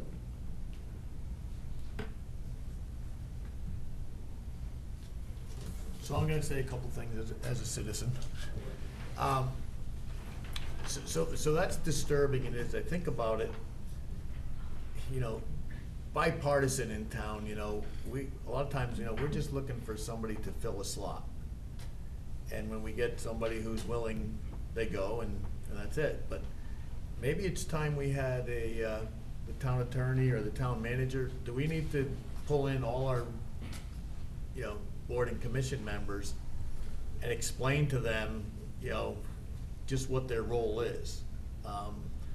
You know, I learned a long time ago that, you know, we don't get involved in the day-to-day operation and all that, but it sounds to me obviously that we have some board and commission members that don't understand their job. So maybe we're missing the boat by not educating them. So maybe that's something we should look at. And the other thing I wanted to bring up tonight, and I know we brought it up after, I think, the last school shooting. We had an executive session. We had the Board of Ed come in and some of the police, and I think we were all pretty happy with the way our schools handled. But after that Virginia Beach municipal building shooting, you know, the world we live in today, I think we should all be thinking about this, you know. So here we have this town hall. Should we be looking at some kind of a greeter where you get buzzed in, you get, you know, who are you? Here's your driver's license. What's your business? You know, I don't know. So I thought about it around town, and if you think of it, that's the way the police department operates, and everyone in there has a gun. So I was thinking about the buildings in town. It's this one. It's our libraries, you know, where anyone can just walk in. And, you know, I certainly don't have an answer, but maybe it's time we start, you know, looking at how you get into these municipal buildings, so. Well, you can't walk into any school without being buzzed in. You know, I agree. any I police was- department I without being was- buzzed in. I was impressed. I think it's a good idea, what you brought up about, talking to commissions and councils and committees, because I often brought up when I first got, on the council is, there's no orientation. There's nothing to read or look at.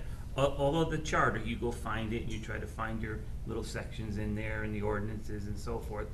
But Attorney Marino did a good job at a police commission meeting one night, and I thought that was outstanding, and that would be useful, especially for new people, like for myself coming on board. It helps. We'd be happy to provide a seminar. We do it for other municipalities on various topics. You know, generally how to run a meeting, how to participate in a meeting, Freedom of Information Act. You know, what is your role? What is your responsibility? We could set something up for all boards and commissions on a voluntary basis for an evening to make it a. And maybe we need to educate some of our administrators, because it sounds to me, and I don't know anything about this, but it sounds to me like some of these commissioners are thinking that they're an administrator's boss, and they're absolutely not, unless you're telling me they are. I'm not gonna give a blanket answer because it's Right. gonna depend on the commission we're But- talking about. But, Yeah. but generally correct. Most Yeah. boards and commissions are meant to be advisory, in nature, setting policy, reviewing budgets, but not running day-to-day operations of. the And I mean, particular- maybe if an administrator has a board like that, and they heard from you, they could nip it in the bud and say, hey, look, Well- it's not your business. Police and fire commissions are different because they Right. hire and they fire. Planning and zoning has nothing to do with administration.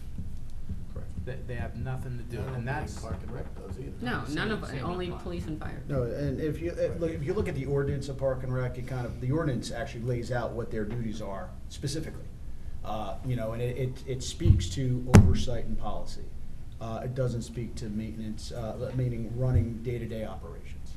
But it's right in, section 88 of your code. So we'd be happy to work with the town manager to find a date that would be, that we might be able to maximize attendance.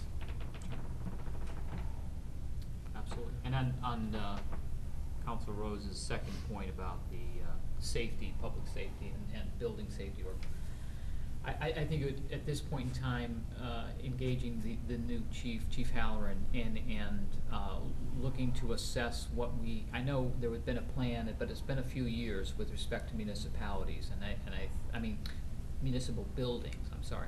And I think having his take on helping us at least understand some of the basics, do's and don'ts, to help or take a listen assessment and try to help us beef up what we do, short of having to buzz somebody in. But if we need to go there, then that's the world we live in. Then that's what we get to. I'm a little hesitant about town hall being open and friendly, like our libraries as well. But I think there's, that's that balance that we're going to try and have to get. But I think there's behind the scenes we can do a lot more planning and education to that. And it's a very valid point because I've had employees that have mentioned it and concerned. It made big news. And that, there should be, he probably could give you ideas on setting up safe zones and you hear a gunshot, door locking, automatic door lockings, or whatever else, should go on. So, instead of somebody just walking through the building randomly, shooting. Yeah, so I'll take that on and I'll reach out to the chief and see what we can learn. Thank you. Motion to, One last thing, I remember what it was. I called Kurt about this today. For about a week now, if you come out of the Big Y and you look like against The town hall frog signs? they're against the rock. Mhm. There's 2 yard signs on the ground. For Branford? One for Branford. Do we need to have them stay there? Why would we want any resident in town to see a sign that said Town Hall Fraud in our own town when they don't know it's Branford?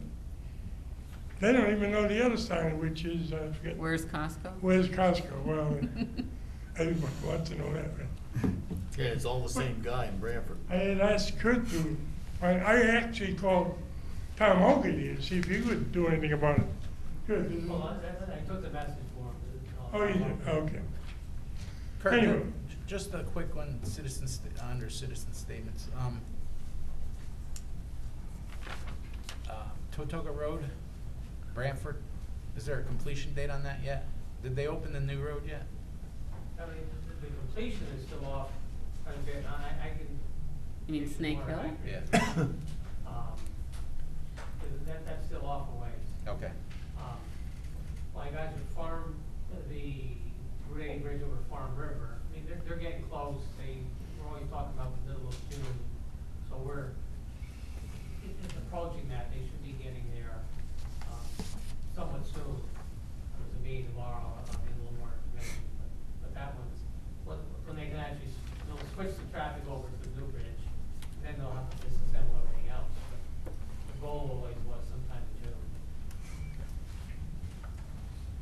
Look, Potter, Middletown Avenue, Northford. Al brought up a good point about safety of the town.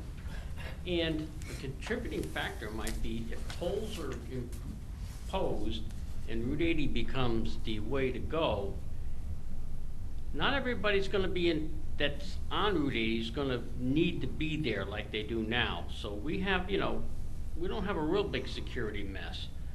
But who knows what type of people are gonna be using Route 80 to avoid the tolls.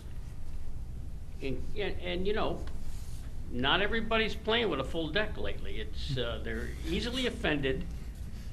The attacking that's going on, it's getting out of control. So yeah, it's time to protect our town employees. People will snap on a moment's notice lately. I mean, it's just nobody can get along anymore. So I think that should come to the front burner, and you don't have any way to know who's pulling in the driveway here. And they can be pretty far into the building before you even know it. And the same with the libraries and everything. And, the cost of living is gonna go sky high in this area. People are gonna be stressed more. So you have issues that are in the works that are just not gonna make things easier. I mean, what got passed, small businesses are gonna be stretched. And so I don't think everybody's not gonna be quite as happy as they are right at this moment. And Al brought up a good point. It hasn't happened here. We're living under a kind of a safety cloud that's getting thinner and thinner. We know everybody in town, we think everybody's okay. But I think Al brought up a very good point. This is something that really should be addressed pretty quickly, because this great state of Connecticut's taken a dive. And for those of us that are still here, keep your head down. Thank you. Mayor, one other quick note. In your packet, you should all have this. It was a copy of the work that's being done. It's going to commence on the for Eversource regarding the overhead power lines that they are approved by the Siting Council to perform work on Sundays, June 2nd, June 9th, June 16th, June 23rd. So that may impact residents. You may get calls and so forth. I just wanted to have that notice in there that they're going to be working on the structures, the I call them not towers, but the big poles and so forth. So there may be residents that called, and yes, they are approved to do that work on Sundays as well. Motion to adjourn? So moved. Second. Everybody in favor? Aye.